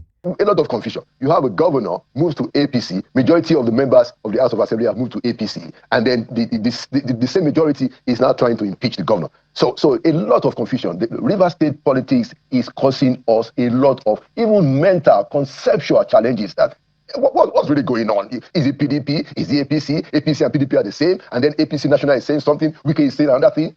It goes back to the point that look, what is happening with Mr. Wike in Nigeria's politics is an absurdity. And let's speak to him. Mr. Wike, you can still redeem the situation. Look, make it very simple on yourself. Join APC. Okay, it is very clear. That is where your interest, that's where your quote-unquote treasure seems to be now. So, just bite the bullet, join APC and save all of us this embarrassment and save your state, the people that you love, this absurdity of you are here and you are there and you are saying that, okay, there are no political parties here. It's a lot of confusion. Okay? Mr. Wike, you can still redeem the situation. But let's speak also to the House of Assembly members. You guys, yes, it is true that Mr. Wike paid your nomination form, possibly paid for your campaign, paid your way into the House of Assembly. That is a fact. He has told us that on national TV. But then you are individuals and you are independent. You swore to an oath of allegiance to the state. Why don't you prioritize the peace, the prosperity of your state ahead of whatever Mr. Wike is asking you to do? It's so sad that you have an assembly that is so ready, to launch the state into confusion. And let's also talk to Governor Fubara. Now, if it is true that what Fubara is doing is trying to resist somebody from snuffing life out of River State, trying to get a lot of money, good job. But hey, find common ground. Find common ground with your godfather. Sort out the issue. Of course, we don't want somebody to be taking all the money of the state if that is what is happening and you're trying to prevent that. That you are doing a good job that way. But find common ground with him and restore stability, restore some prosperity to River State. This stagnancy in River State is not good for anyone. It's not good for you, Governor Fubara. It's not good for Nyesom Wike. It's not good for the House of Assembly members. It's not good for the entire state. Àyà ní ìyẹn tí Wike bá máa dáhùn, ìyẹn tí Wike máa gbọ́ pé ìyẹn tí Wike bá tiẹ̀ máa ṣẹ́ẹ̀dì nǹkan kan lẹ̀ fún Fubara. Wọ́n ní gbogbo ẹ̀ ló fẹ́ gbà. Gbogbo ohun tí wọ́n sì jọ agree lé lórí. Wọ́n lòun gan ló kọ́, wọ́n ní kò sọ́wọ́ Fubara ń bẹ̀. There is handwriting on the wall. Wọ́n ní ṣùgbọ́n kò sí ti Fubara ń bẹ̀. Ẹ jẹ́ wá lọ sọ́dọ̀ ọmọlẹ́gbìmọ̀ asòfin méjì tán láwọn náà pẹ̀yìndà. Gbogbo wọn jọ catapult, wọn jọ defect ni o àti Fubara. Wike ò defect o, ṣùgbọ́n àlẹ́ jáǹsì wọn ọ̀dọ̀ Wike ló wà. Indeed, the good people of Rivers State on the current matter of the impeachment process against the Rivers State governor, similarly Fubara, GSSROS, and the Deputy Governor, Professor Ngozi Mma Odu, DSSROS. For the avoidance of doubt, we speak for ourselves and not for the House, as we do not have the leave to speak for the Rivers State House of Assembly at this juncture. To begin with, we are part of the notice of allegations of gross misconduct against the governor and deputy governor because they truly infringed severally of the Constitution of the Federal Republic of Nigeria, 1999, as amended. Worse still, the governor has seriously abandoned the agreements entered into in the past with the supervision of Mr. President in a bid to finding a lasting solution to the Constitution infractions. This casts serious doubt on why any person should trust him. However, we have been inundated with calls from some of our leaders and Rivers people begging that we seek a political solution to this problem created by the governor and the deputy governor. On this call, we hereby state our willingness to look at a political solution rather than an outright removal of the deal. We call on our members to also consider this approach. We do not say this as a sign of weakness, but because we have forgiving hearts and as mothers. It is our hope and expectation that assurances will come from the governor and the deputy governor that they would retrace their steps and govern in a line with the Constitution has kept to all agreement enter with the supervision of Mr. President.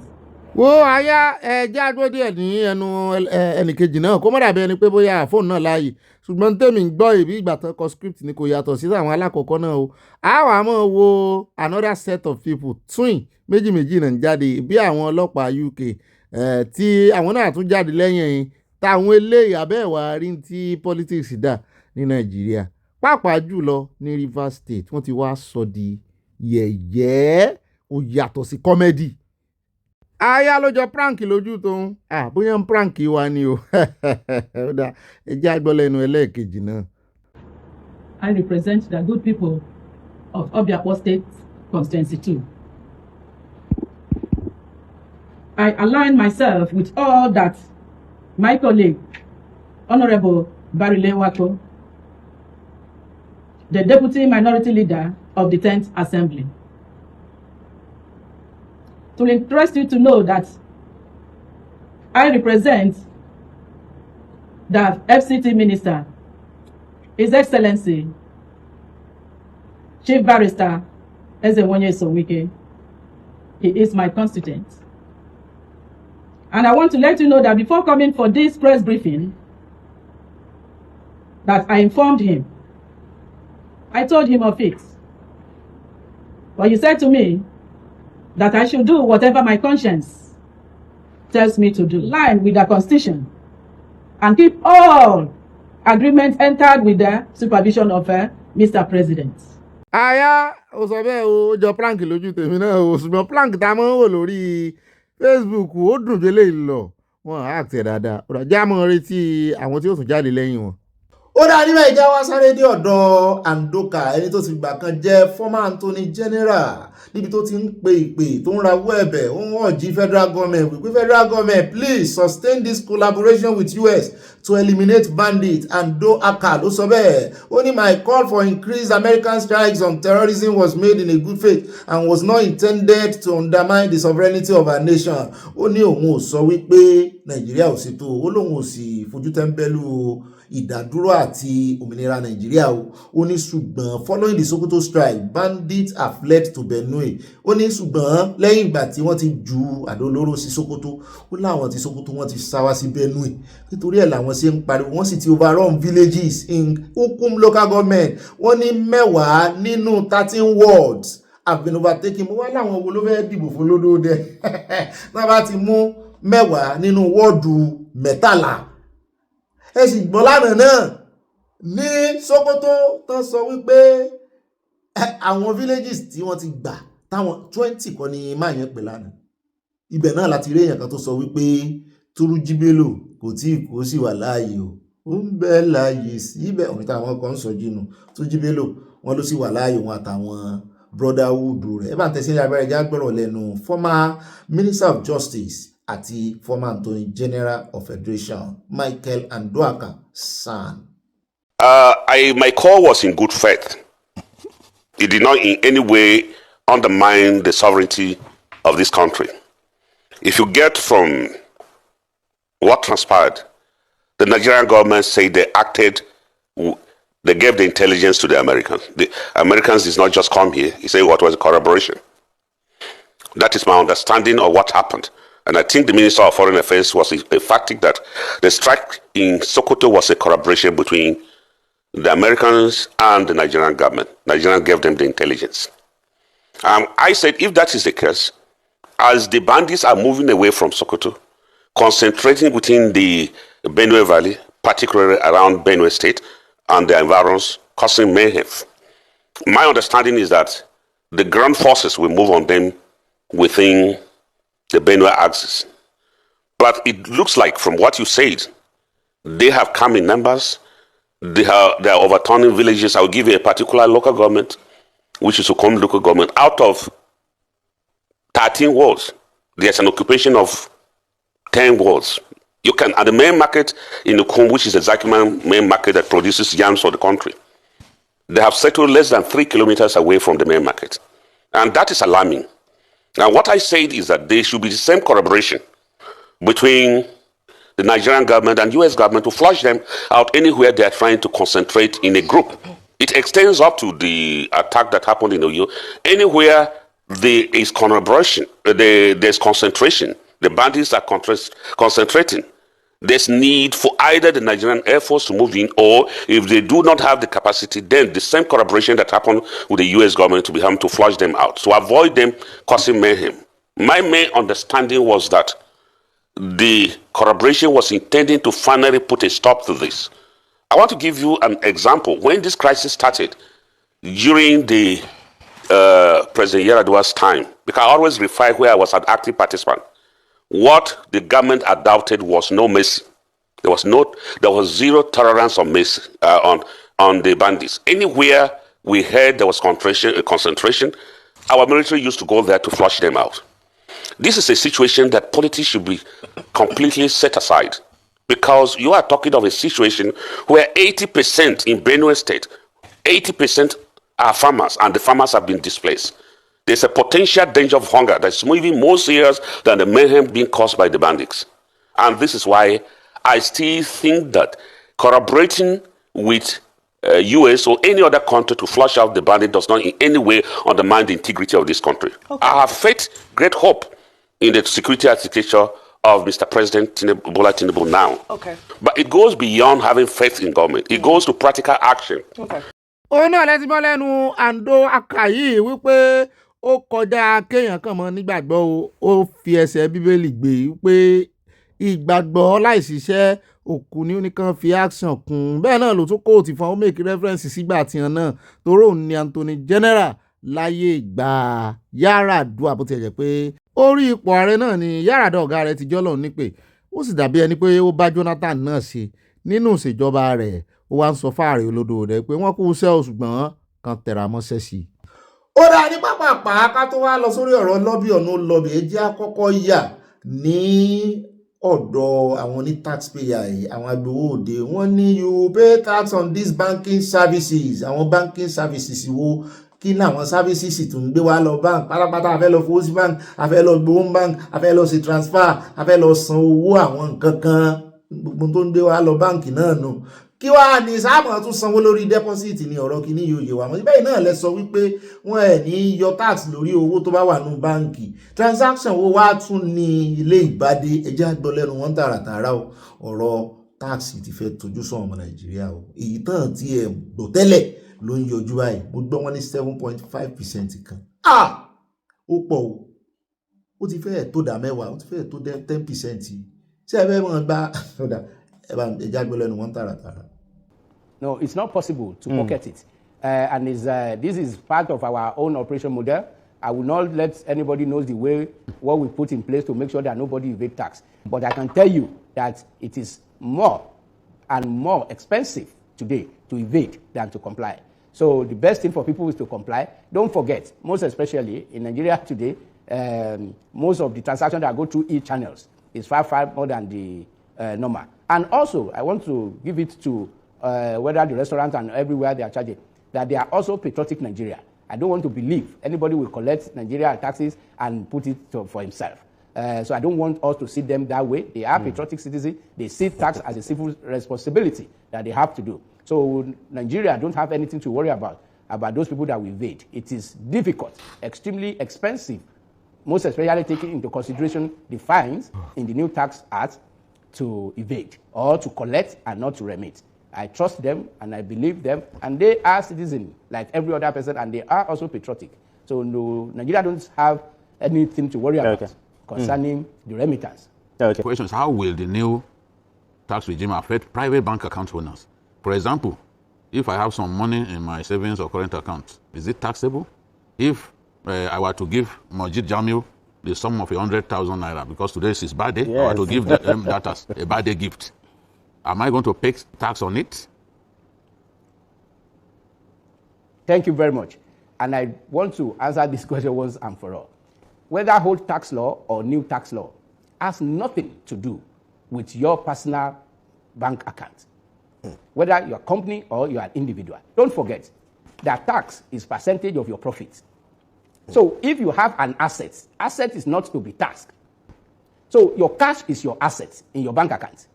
Nobody tax the assets. We only tax the profits. we only tax the return. Nobody tax your investment. So when you have money in your personal account, it's your either asset, you have it in your fixed deposit, it's your investment. The only thing is the return on those investments or the asset. So if you transfer money from your account to my brother that is doing the birthday, that is a personal transaction between both of you. It has nothing to do with tax authority, whether at state level or we at the federal level. So it is part of the miscommunication that is going on about that. So having money or description in your bank account, it has nothing to do with what we're doing. We are only focusing on the profits. And then individual or intra-transfer is not a transaction that is under the tax authority preview.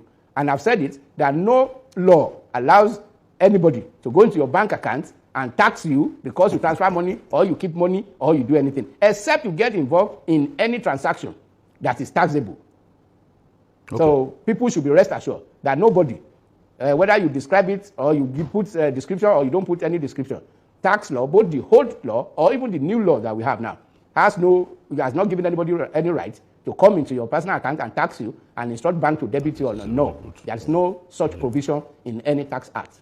Ó náà lẹ́tí bí ọlẹ́nu wọn yẹn ṣùgbọ́n wá ṣe ní láàánú wípé àṣírí táwọn ọmọ Nàìjíríà tó tún sàn ọmọ Nàìjíríà lọ́wọ́ ẹnu wọn kọ́ láti gbọ́ nípa 7.5% tán sọ wípé àwọn bank tán fẹ́ máa gbà lórí transaction kí transaction tí ọmọ Nàìjíríà bá ṣe tó bá ti ní ṣe pẹ̀lú báǹkì kí wá sóun nìkan ẹ jẹ́ á gbé amójú ẹ̀rọ kan wá ẹni tó mú yún ìgbénú karahun tó fẹ́ já wa sí tó tú àṣírí fún ọmọ Nàìjíríà tó fi ń dùn ọmọ Nàìjíríà wípé àṣẹ gbogbo tẹ́ fi pamọ́ rèé táwọn ọmọ Nàìjíríà ò ní mọ̀ sóníkàlùkù ò ní rè mọ́ gbẹ́ ò sínú yàrá rẹ̀ báyìí kó mọ́ kó pamọ́ ká gbẹ́ ihò kanra wa ká mọ́ ṣe transfer láti inú ihò. Ṣùgbọ́n àlàyé bàbá yìí náà ó tún fi yé wa wípé lóòótọ́ ni ṣùgbọ́n àwọn ọmọ Nàìjíríà náà wọ́n get it right.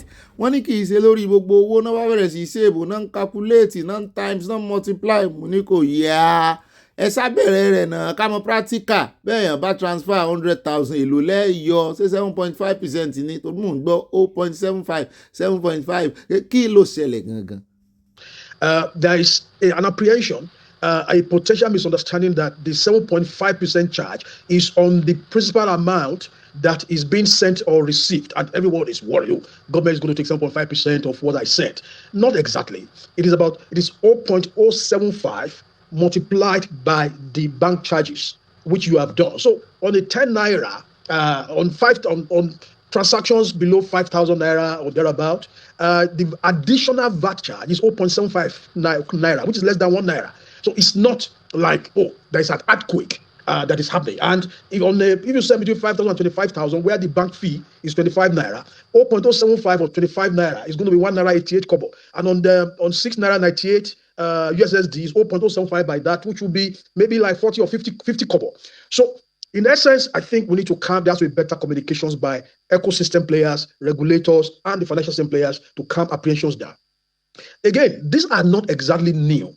The banks have been charging these VAT charges already. It is the fintechs that have not been doing so. And that's largely because when you are small, maybe you have what we call regulatory arbitrage, you are not publicly noticed, you can be do other things that others, you may not be noticing the system. But as these fintechs have now got systemically important for their volume, we are now going to see increased compliance, both in regulation and in taxes. And that's what we are seeing, where the fintechs now are going to be charging what the banks are traditionally charged for. And so there should not be any apprehension in terms of...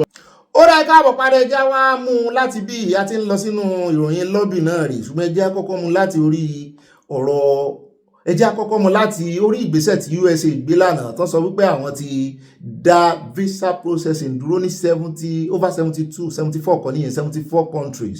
Wọ́n ní ṣùgbọ́n àwọn ọmọ Nàìjíríà tí kìíní máa delay tó máa dá dúró wọ́n ní wọ́n tó 5,000 mọ́ ní ìwọ Ọlọ́run tẹ́lómi ti lọ give testimony breakdown ẹ̀rí o wọ́n ní a breakdown reveals that 313 non-immigrant visas were issued to Nigerians, with Abuja accounting for 222, while 33 and 91 were issued in Lagos. Also, 7,308 persons obtained U.S. immigrant visas during the period. Non-immigrant and immigrant. Non-immigrant ló pọ̀ jù àwọn tí ń travel rí ṣe fàájì rí gbafẹ́. Àwọn immigrant gangan náà tán níyà nímọ̀mọ́ níyàwó lọ́mọ tó invite wọn permanently. Confirming the development, a State Department spokesperson said wọ́n ní ìdádúró wà fún immigrant visa processing for 75 countries. Wọ́n ní ká mọ́ lùpọ̀ o, wọ́n ní ká yàn kó yanjú o, wọ́n ní immigrant visa processing ní o, láwa náà gbé tán lánàá o. Wọ́n ní so torí ẹ̀ ní update eléyìí ṣe wa o, wọ́n ní kì í ṣe fún non-immigrant o. Wọ́n ló mọ̀ dábẹ́, wọ́n ní gbogbo ẹ̀yin tẹ́ ẹ fẹ́ lọ ṣe fàájì tẹ́ ẹ fẹ́ lọ fún tourism, wọ́n láàyè gbà yín o, wọ́n lẹ̀ wá mọ́ apply. Wọ́n ní èmi náà ń wò lánàá owó tí USA ń pa lórí visa kì í mọ̀ sí kékeré. Wọ́n wá láwọn dádúró náà indefinitely. Wọ́n ní the pause will begin on January 21 and will continue indefinitely until the review is complete. Wọ́n láwọn ò tí ì fi ọjọ́ sí, àwọn ò tí ì fi déètì sí, ṣùgbọ́n tèmi rí ń bí ní ìsìn wọ́n ní immigrant visa ní o non pause here fún o. The policy forms part of a wider entry suspension affecting countries regarded as by Washington as posing screening and vetting difficulties of producing migrants who rely excessively on public funds. Torí ìtàn bá ti dé on public benefit, torí bẹ́ẹ̀ bá ti dé bá on benefit tó jẹ́ àlejò tó gba tourist visa ìyẹn ò lè rí benefit gbà, nítorí benefit gangan ni wọ́n ṣe fẹ́ review kìíní. Wọ́n ní ọ̀pọ̀lọpọ̀ àwọn immigrant tó ń wá wọ́n náà rí láì lórí benefit jù. Èèyàn bá kọ́ ọmọ wọlé immigrant gbogbo wọn kì í ṣe non-immigrant. The latest development comes barely a week after Trump administration imposed a visa ban required of up to 15,000 on nationals from 38 countries including Nigeria effective January 21, 2026. Ẹ bá mọ̀ pé wọ́n ní kó mọ̀ bá conflict ara wọn. Wọ́n sọ wọ́n ní ẹ̀ ń bá fẹ́ wá sí àlejò àwọn non-immigrant wọ́n náà máa san 15,000 value of bond. Wọ́n máa san gbowó yín padà, ṣùgbọ́n ẹ fi invest nínú bond sínú stock market sí USA ní gbogbo ìgbà tẹ́ ẹ fẹ́ lò àti ṣe lálàyé. So for non-immigrants wọ́n ní kò affect yín o. Fún àwọn immigrant visa wọ́n ní eléyìí tó jẹ́ ti non-immigrant yìí àlejò ẹ fẹ́ lọ gbafẹ́ kàn fẹ́ lọ lò 2 weeks 3 weeks wọ́n ní ẹ máa san 15,000 owó bond requirement of up to 15,000. Yóò sì bẹ̀rẹ̀ ní January 21 nínú ọdún yìí. January 21 náà ní ti àwọn ti tán pause tàwọn immigrant tán ní kò ní sí visa processing fún ọmọ. January 21 náà ni ó bẹ̀rẹ̀. So wọ́n ráàyè fẹ́yìn tẹ́ fẹ́ rè ṣe fàájì ẹ kàn sanwó ní owó ló bá dé o. Ṣùgbọ́n ẹ mọ̀ pé ẹ lórí ọ̀fẹ́ láti gba benefit wọn. Ẹ ń bá ní status tó link mọ́ ẹni tó jọmọ onílùú tó invite ẹ wọlé tó fẹ́ gbé wọlé, bóyá ọkọ gbé ìyàwó wọlé ìyàwó gbọ́kọ wọlé, ó ti ṣọ́jú pé ó fẹ́ rí ìdarapọ̀ mọ́ family ẹ̀ ni, kì í ṣe kálọ kábọ̀. Àwọn yẹn ló affect. Wọ́n ní the policy target country with high visa overstay rate and security concern yẹn lórí ọ̀rọ̀ ti 15,000 wọ́n ní non-immigrant yìí. The State Department in a post on X on Wednesday announced the pause of immigrant visa processing from 75 countries. 75 ní kì í ṣe 74. So gbogbo atótónu tá a ṣe náà ni wípé non-immigrant kò affect yín o. Nǹkan ẹyọkan tó affect ẹ̀yin ni pé ẹ sá lọ wá $15,000 sínú bond account kẹ́ẹ̀sì rè apply. Ọ̀sẹ̀ méjì lẹ́ lò, ẹ mọ́ lòjù ọ̀sẹ̀ méjì lọ. Bẹ́ẹ̀ bá lòjù bẹ́ẹ̀ lọ yóò affect owó yín o. Bí ìgbà tẹ́ ń san àsánlẹ̀ ni o. Refundable ni lóòótọ́, ṣùgbọ́n gbogbo ń tẹ́ bá lẹ́ máa mú yẹ torí terms and conditions wà ń bẹ̀ tẹ́ máa sign o, tẹ́ máa tick o, tẹ́ bá ti rè mẹ́ẹ̀ ní ọmọ tán sí fún yín o. Ṣùgbọ́n fún àwọn immigrant ọmọ fẹ́ gbé bàbá rẹ̀ àbóbí rẹ̀ wọlé, ẹ̀gbọ́n àtàbúrò sì máa ń pẹ́ USA, ó lè lo 12-15 years. Tọ́kọ àtìyàwó ìyẹn ìpẹ́ tí ẹ̀gbọ́n pọ́n fẹ́ review yẹn náà, ṣùgbọ́n wọ́n ní àwọn yẹn gangan ni àwọn òfẹ́ kan yọjú báyìí. Ẹ jẹ́ wá lọ tààràtàrà sórí ọ̀rọ̀ lọ́bì. Ọ̀dọ̀ kíní láti bẹ̀rẹ̀ ká tó lọ sọ́dọ̀ àwọn tí òye yé tán fẹ́ gbé wa débẹ̀. Ẹ jẹ́ á kọ́kọ́ bẹ̀rẹ̀ lọ́dọ̀ ìkànnú àwọn congressman tí lọ́dọ̀ òyìnbó tó tẹ̀lé kíní wá lọ́jọ́ sí Rẹ̀nà Ọmọkírì òun náà ló kọ́kọ́ sọ̀rọ̀ lórí ẹ̀ wípé àwọn gbọ́ tó ń fẹ̀sùn kan àwọn wọ́n dárúkọ òun àti Riley Murray ìkànnì àwọn congressman wípé iléeṣẹ́ tí Nàìjíríà kówó ìfún tọ́níkàbọ̀n lọ́bì nílé ìgbìmọ̀ asòfin àti ìjọba Amẹ́ríkà pé àwọn kọ́ làwọn níléeṣẹ́ o pé ó yẹ kójú gba Nàìjíríà tí ó pé wọ́n rè sanwó lọ́bì wọ́n fẹ́ fi yí sítórì padà ẹ̀sìn mọ̀ páwọn náà gangan lọ́lọ́run lò lórí ọ̀rọ̀ wọn pa Kristẹni wọ́n ní no, nothing is being wiped away. Don't fall for this doomsday garbage by people who don't understand the first thing about how the game is played. Unplayed game. This new revelation should energize you, not discourage you. When you are discouraged, this $9 million contract just shows how desperate Nuribadu and Tinubu are to claw back control of the story. It is not a flex, it is fear. You don't drop 14 billion naira on foreign lobbies unless the truth already broke through. We exposed the genocide on Israel. Only we triggered congressional action. We flipped global sentiment. Now they are scrambling to bury it under glossy flyers and paid smiles. Of course, they are fighting back in their slimy, dishonest way. This means we even fight harder. Ó ní ìdúró sí ìbẹ̀rẹ̀ òsì fún ẹni tó gbódó mi. Ó ní àṣẹ ìbẹ̀rẹ̀ àṣẹ ìjọ tẹsẹ̀bọ̀ sòkòtò kan náà ni. Only we shine the light even brighter and we don't stop. The truth always wins, but only if we don't give up. Ṣùgbọ́n àwọn tó yeye wọ́n ní kò sí nǹkan kan tó ní kéèyàn mọ́ lọ́bì. Mo ní ṣé wọ́n máa ń lọ́bì náà ní Nàìjíríà wọ́n la lè mọ́ gbọ́ tàbí kán mọ́ pè ní orúkọ yẹn ṣùgbọ́n l'Amẹ́ríkà wọ́n ní gbogbo mo ní sàn lọ́bì UK náà ẹ̀yin ará UK sàn lọ́bì àwọn tiyín náà ń bẹ èmi ò gbọ́ lọ́bì eléyìí mi ò gbọ́ rí o ilé iṣẹ́ wà tó jẹ́ pé lobbyist firm ní án láì ṣe agbẹjọ́rò bí ìgbà téèyàn fẹ́ gbẹjọ́ èèyàn rò ní èmi ò mọ nǹkan kan pa rẹ o àwọn tó yeye wọn ti ṣàlàyé ẹ̀ díẹ̀ fún wa ṣùgbọ́n mi àtàyà sì ń wora wa náà ni àyà wọn ń lọ́bí mi àìwọ́n ń lọ́bí àyà lábàkúkú ní àyà mọ́ ti jà lọ́bí ara wa jẹ́ àkọ́kọ́ wá gbọ́ lẹ́kṣọ̀ lórí lọ́bí náà ká tó kí n tó mọ tí ń lọ́bí lọ́wọ́ rẹ̀ ìwọ lọ́ọ́ sanwó lọ́bí fún mi ẹ bá ń tẹ̀sílẹ̀ agbára ẹ jẹ́ àgbọ̀ lẹ́kùnrẹ́rẹ́. Thank you very much, Vimbai, for helping to situate it correctly. What you're asking us to discuss now is the opportunity cost of deploying $750,000 US, which is equivalent of about 1.125 billion naira every month, just for advocacy. Whereas, in terms of development, if you are to look at the spectrum of the Sustainable Development Goals, you will discover there are a lot that we can do and achieve deploying that resource, particularly when you look at it from the angle of the internally displaced persons that do not have access to various amenities that will ensure that they have a standard livelihood and be properly catered for and allowed to live like human beings. When you look at the fact that this is more of a procurement thing, then you will discover that how come the disclosure instruments by the DCI group has indicated that the intermediary entity that handled this is one Asta Legal Services situated in Choice Plaza, Alkali Road in Kaduna.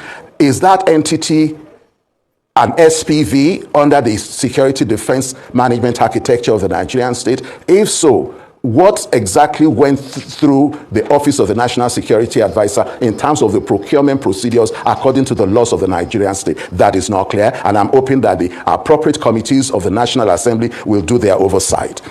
Again, when you look at it from the angle of access to information, when you are deploying resources for a particular purpose and objective, when you take a look at it and compare and contrast this same with what had been in public domain before now, you need to ask yourself, how does this affect your integrity status? As it is now, indirectly, this is casting aspersion on the officials of the Nigerian state that came out forcefully and were very vociferous in stating that there wasn't nothing that can be related to what the accusation had indicated. And I want to believe that a certain Daniel Buhala, amongst others, will apologize to Nigerians. A Daniel Buhala will be gracious to apologize to my very good friend and brother on the table over there, Rufai, that they got this wrong and they were only grandstanding. And when you are grandstanding, you need to understand there is a limit. Now that we are now at this point that they are deploying resources for lobbying, it is clear that we need to now ask them the question, how much are you spending for the rehabilitation of the IDPs? How much are you deploying for the reconstruction and development of the Christian worship centers and other entities and things like that that were destroyed? How much compensation are we going to be paying to the victims of some of these atrocious murder, assassination, and the like that have taken place? Are we now going to be paying compensation to the families of the deceased? Are we going to provide resources for the Christian community to rebuild the churches, for the Muslim community to rebuild the mosques that have been destroyed? Those are the realities that we need to begin to discuss. So, náà lẹ ti gbọ́ lẹ́nu bàbá ìgbógun tó yẹ kán fowó ṣe ibi tó yẹ kán dáwó sí àwọn IDP camp tí àwọn agbésùmọ̀mí ṣe báṣubàṣu wà ń bẹ́ẹ̀ tán tí ìrìlé dé sí wọn ìrìlé padà sí wọ́n lé wọn lọ́dẹ̀dẹ̀ wọn. Wọ́n pa àwọn èèyàn wọn, wọ́n sunkún àsundà, wọ́n rí èèyàn bẹ̀ wọ́n rí èèyàn ké sí wọn pé ẹ̀ǹlẹ́ ń bẹ̀ ń wo látìgbà tí wọ́n ti fojú wọn gbolẹ̀. Ẹ wá kó lọ síta owó tùnùtùnù. Ṣùgbọ́n àní fi mọ́ bí ẹjẹ́ àgbọ̀rọ̀ síwájú sí lẹ́nu àwọn míì tó yeye. When you hear that the Nigerian government is paying as much as $9 million to lobby the government, the Trump administration in the United States to let the government know that, look, Nigeria is making all efforts, doing all it can and should to reverse that perception that Nigeria is allowing Christians to be killed. What do you make of this lobbying and the costs at which it's come? First is to state the point that there is nothing wrong with lobbying. Governments, companies, and individuals are involved or engaged in lobbying. It is allowed by law globally. It is a global phenomenon, and for countries who seek to advance, or even corporate entities who seek to advance or influence policies around areas of interest, they identify lobbying groups with networks and connections that are able to push through some of those interests.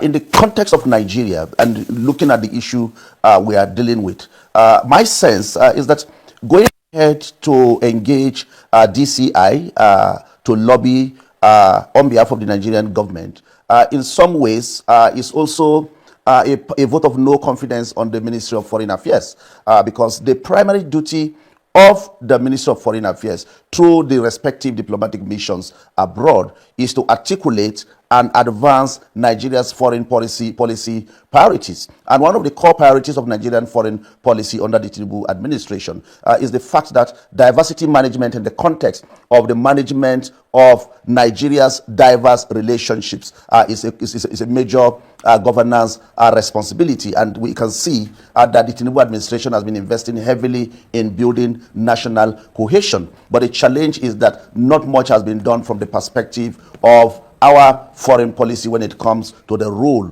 that our ambassadors and diplomatic missions should play. The other side to the contract, I went through many of the newspapers that analyzed the issue in question. The major issue there is that while DCI was able to submit details of the documents to the Department of Justice in the United States, the Federal Ministry of Justice in the context of Nigeria has not released any official document. The Ministry of Foreign Affairs has not released any official document to that effect. You recall that in 1993, when the Babangida administration established the National Orientation Agency, it was meant to have an institution from the local government, the state, and the national level, to have an institution that is able to articulate government policies in a way that every Nigerian understands what government is doing. And where they have questions, they have government institutions and personnel with expertise to explain what the policies of government are meant to do, to achieve. And I think part of what I see should have been done is that the National Orientation Agency, as a government institution that can also do the kind of work that these lobbying institutions out there are doing, should have been empowered to do that in country, while our foreign missions abroad are able to handle the external side of it. Yes, you can identify lobbying groups because they have the contacts, they have the relationships, they have the goodwill, and they are also able to amplify some of those issues. Now, that tripartite arrangement of pushing forward what government agenda is should have been the focus of the Nigerian government. We have ó náà látún ti gbọ́ lẹ́nu ẹnì kejì yìí, ọ̀rọ̀ wọn fẹ́ẹ́ jọra wọn, ó kàn jẹ́ pé ta lákọ̀ọ́kọ́ wọ́n ti ọ̀pá bọ́ọ̀lù pápá ni, ṣùgbọ́n bàbá yìí wọ́n sì jẹ́ òye àwọn fi diplomacy díẹ̀ sí i. Wọ́n ní kò sí tó burú nínú lobby, wọ́n ní gbogbo ayé ní lobby, ó sì wà legal. Wọ́n ní kì í ṣe wípé bóyá wọ́n ṣe nídàkọ́ńkọ́, ṣùgbọ́n subject of the matter làwọn náà padà lé lórí wípé ó bu Nàìjíríà kù bí ẹni pé Nàìjíríà ò lẹ́nu ọ̀rọ̀ níwájú USA. Ẹ ní láti kọ́kọ́ sanwó, ẹ ní láti bẹ̀bẹ̀, kí ló dé? Owó tó yẹ kẹ́ ẹ fi tún àwọn ará ilé ṣe, pé kẹ́ ẹ tó lọ sí international ẹ kọ́kọ́ ṣe internal control náà. Ó dárúkọ àwọn IDP náà, bẹ́ẹ̀ náà ni wọ́n wá tẹnu àbùkù bà àwọn foreign affairs Nàìjíríà wípé kí ni iṣẹ́ wọn.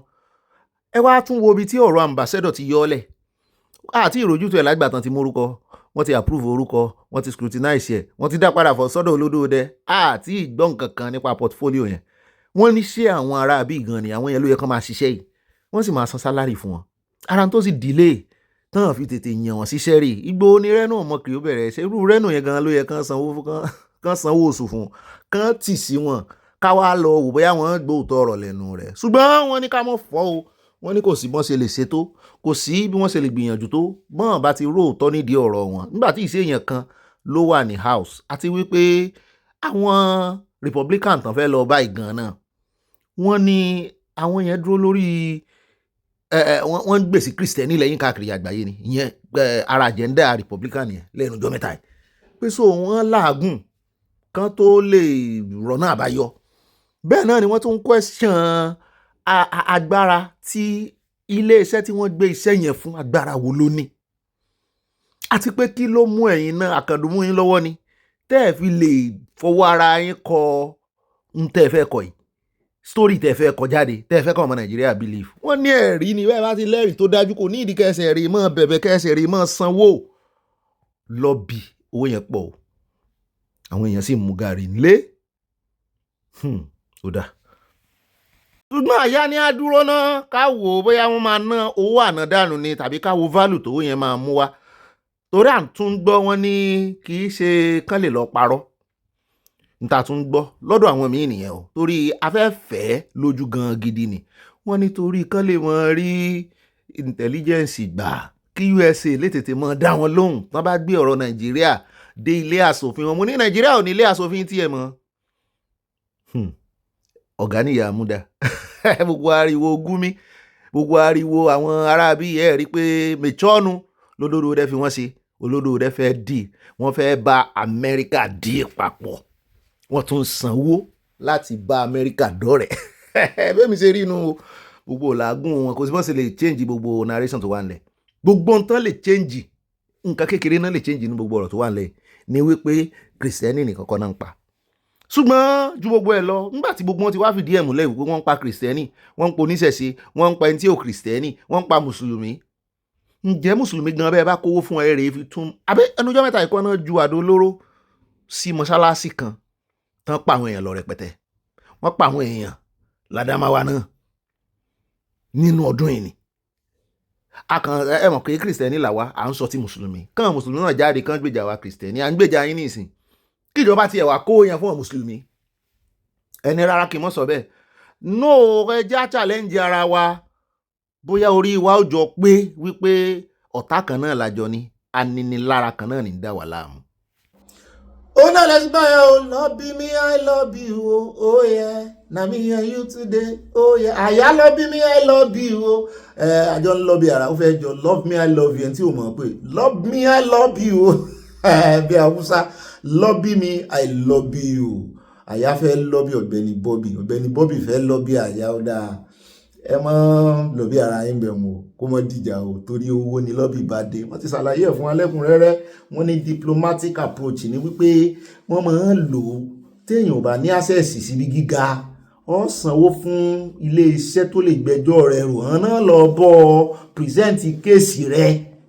Kì í ṣe pé bóyá wọ́n ní influence lórí ilé ìgbìmọ̀ asòfin tán fẹ́ lọ, ṣùgbọ́n àwọn ọmọ 1 or 2 people tán máa sọ fún wípé ẹjá present kéèsì torí wọ́n ní wọ́n fún ìjọba Nàìjíríà láàyè láti fìdí òkodoro múlẹ̀ mú ní. Tán bá fún wọn láàyè, tán bá tún fẹ́ fún wọn láàyè ńkọ́, àwọn USA wá bí àwọn ti bí náà tún lọ sọ́hùn nú ìbádùn kọ́wọ́ rìn wọ́n jọ lọ nígbà tó tún wá wọ́n tún pàdé ẹ̀ ń bí náà ọ̀rọ̀ kí tún wá ní ebéèrè wà ńlẹ̀ ẹ̀rí nìkan provide ṣùgbọ́n òǹjọba ẹni wípé ìjọba ààrẹ olódòdẹ wọ́n fẹ́ fún USA ní special ààyè àdúrà ti wà ní wípé lobby or no lobby gbogbo tán lobby fún wọn sá ní kò ṣàgbésùmọ̀mí wọn sì ní kò sí Boko Haram àbí wọ́n sì gbà kan pààyàn kí ni wọ́n fẹ́ lobby fún ṣùgbọ́n bàbá wa kan náà tún fi yé àwọn ni wọ́n ń lobby láti lè tètè mọ rí nǹkan ogun gbà láti tètè mọ rí intelligence gbà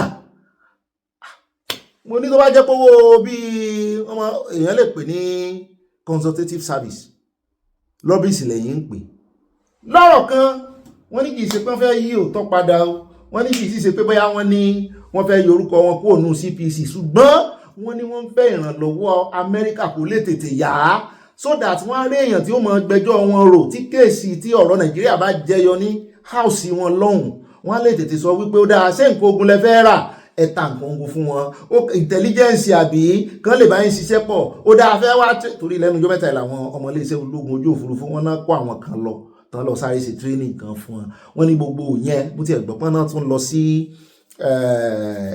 Albania bíi náà wọ́n wá pé wọ́n wá train àwọn ọlọ́pàá ṣùgbọ́n àti confam yẹn lórí ọ̀rọ̀ lọ́bì náà ni ó dá o ẹjẹ́ àwọn lọ́bì ara wa lọ adúpẹ́ lọ́wọ́ Ọlọ́run ibà lọ́bì yín náà rí o ìròyìn tòní is a lobbyist áfírí pàdé lọ́la aláṣẹ olóyè ìdúbàrẹ̀ àfẹ́pẹ́ ire níre là ń sọ̀rọ̀ atare o ire náà lójú owó sì mọ̀ rí ire lójú wa mọ̀ rí o a ní ríbi láṣẹ Ọlọ́run Ìdùmarè wọn ní lo fọ́tò yín fún RIP wọn ní lo tèmi náà lọ́dún yìí lọ́dún tí ní gbogbo multiple years wọn ní rí fọ́tò wa lò fún RIP láṣẹ Ọlọ́run á pẹ́ a ní kú láíláí o God bless you and I love you. Ṣé wá rí orí ọ̀fẹ́ àtàánú tó dàpọ̀ mọ́ ìrìn àjò wa yóò mọ lékún sí ni àní sílẹ̀ tẹ̀ àní tójú lẹ̀ mọ́lẹ̀. I love you all kí ìbùkún Ọlọ́run kó má bá yín gbé o mo pàdé yín lọ́la láṣẹ Ọlọ́run Ìdùmarè bye guy àyà so ní nǹkan fún wa ọ̀rọ̀ síkù lẹ́nu ṣòwò rẹ̀ ọ̀rọ̀ tí ṣòwò rẹ̀ sọ̀dà alẹ́ lánàá yẹn ní agbára bí ò bá ní èrí rẹ̀ kí èèyàn ya mọ́ òwúlọ̀ kan ni o ó dáa ẹ jẹ́ àpàdé inú abala ń bára ààyè fún gbogbo ẹ̀ ń bára ààyè ni o ẹ̀ ń bá ní dátà tí dátà ò já tán mọ́ ẹ̀yin ti Nàìjíríà ẹ kú rọ̀jú o. ó ra ọ̀gá mi ẹ ṣeun nínú abala ń bára ààyè tòní àná la mú fọ́nrán ìwá fún yín níbi tí arákùnrin ọmọ Ìgbò yìí lọ́ọ̀yà ni tó ti ń pariwo tó sì ń sòkò ọ̀rọ̀ tó ń pàrokò ọ̀rọ̀ ránṣẹ́ sí Minister of Defence ìyẹn Christopher Musa wípé ẹjọ́ ti pọ̀ ju òyìnbó ti pọ̀ ju put in some action àti wàá gbọ́ ní ìsìn tí Christopher Musa Minister of Defence tí à ń gbọ́ báyìí gangan ń dún létí wa wípé wọ́n ti dárúkọ wọ́n sì ti pàrokò ránṣẹ́ sí Gumi mo ní ṣe lóòótọ́ Arise TV lèmi náà ti gbọ́ mo ti rí gbọ́nbò mi Arise TV mo ti gbọ́ wọn náà ó ti personally sọ fún Gumi kó sọ ara rẹ̀. àyà ní bóyá ọ̀rọ̀ tàrákùnrin sọ lánàá ló jíńjà mínísítà. Nigeria's Minister of Defense, General Christopher Musa, retired this week, warned Islamic cleric Sheikh Ahmed Gumi and other officials perceived as sympathetic to terrorists and bandits, cautioning them against providing overt or covert support to criminal elements seeking to destabilize the country. Speaking in Maiduguri, Borno State, which has been the epicenter of Nigeria's decade-and-a-half struggle against insurgency and terrorism in the northeast, General Musa made it clear that those who engage in such acts of sabotage do not represent any form of regional, ethnic, or religious brotherhood. Stressed that Nigerians must refrain from supporting or justifying criminal activities in any form, and explained that his remarks were deliberate and purposeful, not merely symbolic. And of course, he's still giving relevance, or are we still negotiating with terrorists and bandits at this rate? Oh, you saw or heard what happened in Katsina. Where they are negotiating with bandits. And they have negotiated in the past and failed, but the governor and the minister in charge of the matter are still negotiating with terrorists. You see what the Minister of Defense is saying now is long overdue. And it's because of the arrogance and thinking of infallibility of people, clerics like Sheikh Gumi. They talk at government anyhow and they get away with it. But I think all that is about to end. Because if you look at it historically, Muslim clerics in the Middle East especially have always been very powerful in taking on government. But you see, they cannot prosper there because the petro state, you have the rich emirs. They don't practice our own brand of democracy. They still have their sultanate, they have their monarchy, so they keep them in check. But you see, when Ayatollah Khomeini drove away the Shah in 1979, this thing became preponderant.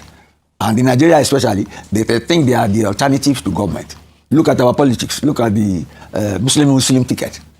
They use that to threaten this president every corner of the road. He is one of such people. What the Minister of Defense has said is another way of saying, my enemy's friend is my enemy, or my enemy's enemy is my friend.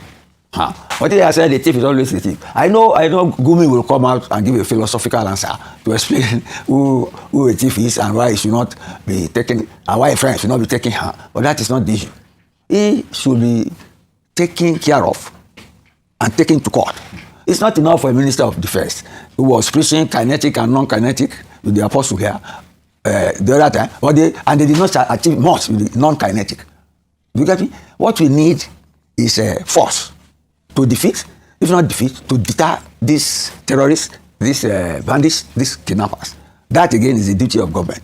The rhetoric of appealing to someone like Gumi to stop saying some things, it's not all. It's not only the Minister of Defense who will do it. It's not only the Army Chief who will do it. You get me? Concrete steps will be taken to make sure that he faces the wrath of the law if he incites people against government or supports banditry. Okay. Yes. What's up, Mr. Shabwale? Yes. I'm just wondering, from your perspective, why do you think there is not a unified approach when dealing with terrorism in the country? For instance, when we saw what happened with Nnamdi Kanu with his terrorism charges, given a life sentence, and we see selective application depending on location or depending on the individual. When are we going to see a unified approach to terrorism in this country? You can never have it unless you do not know our cultural background. And I will explain. That of Kanu is a rebellion against the Nigerian state. And it was taken to court and taken care of legally.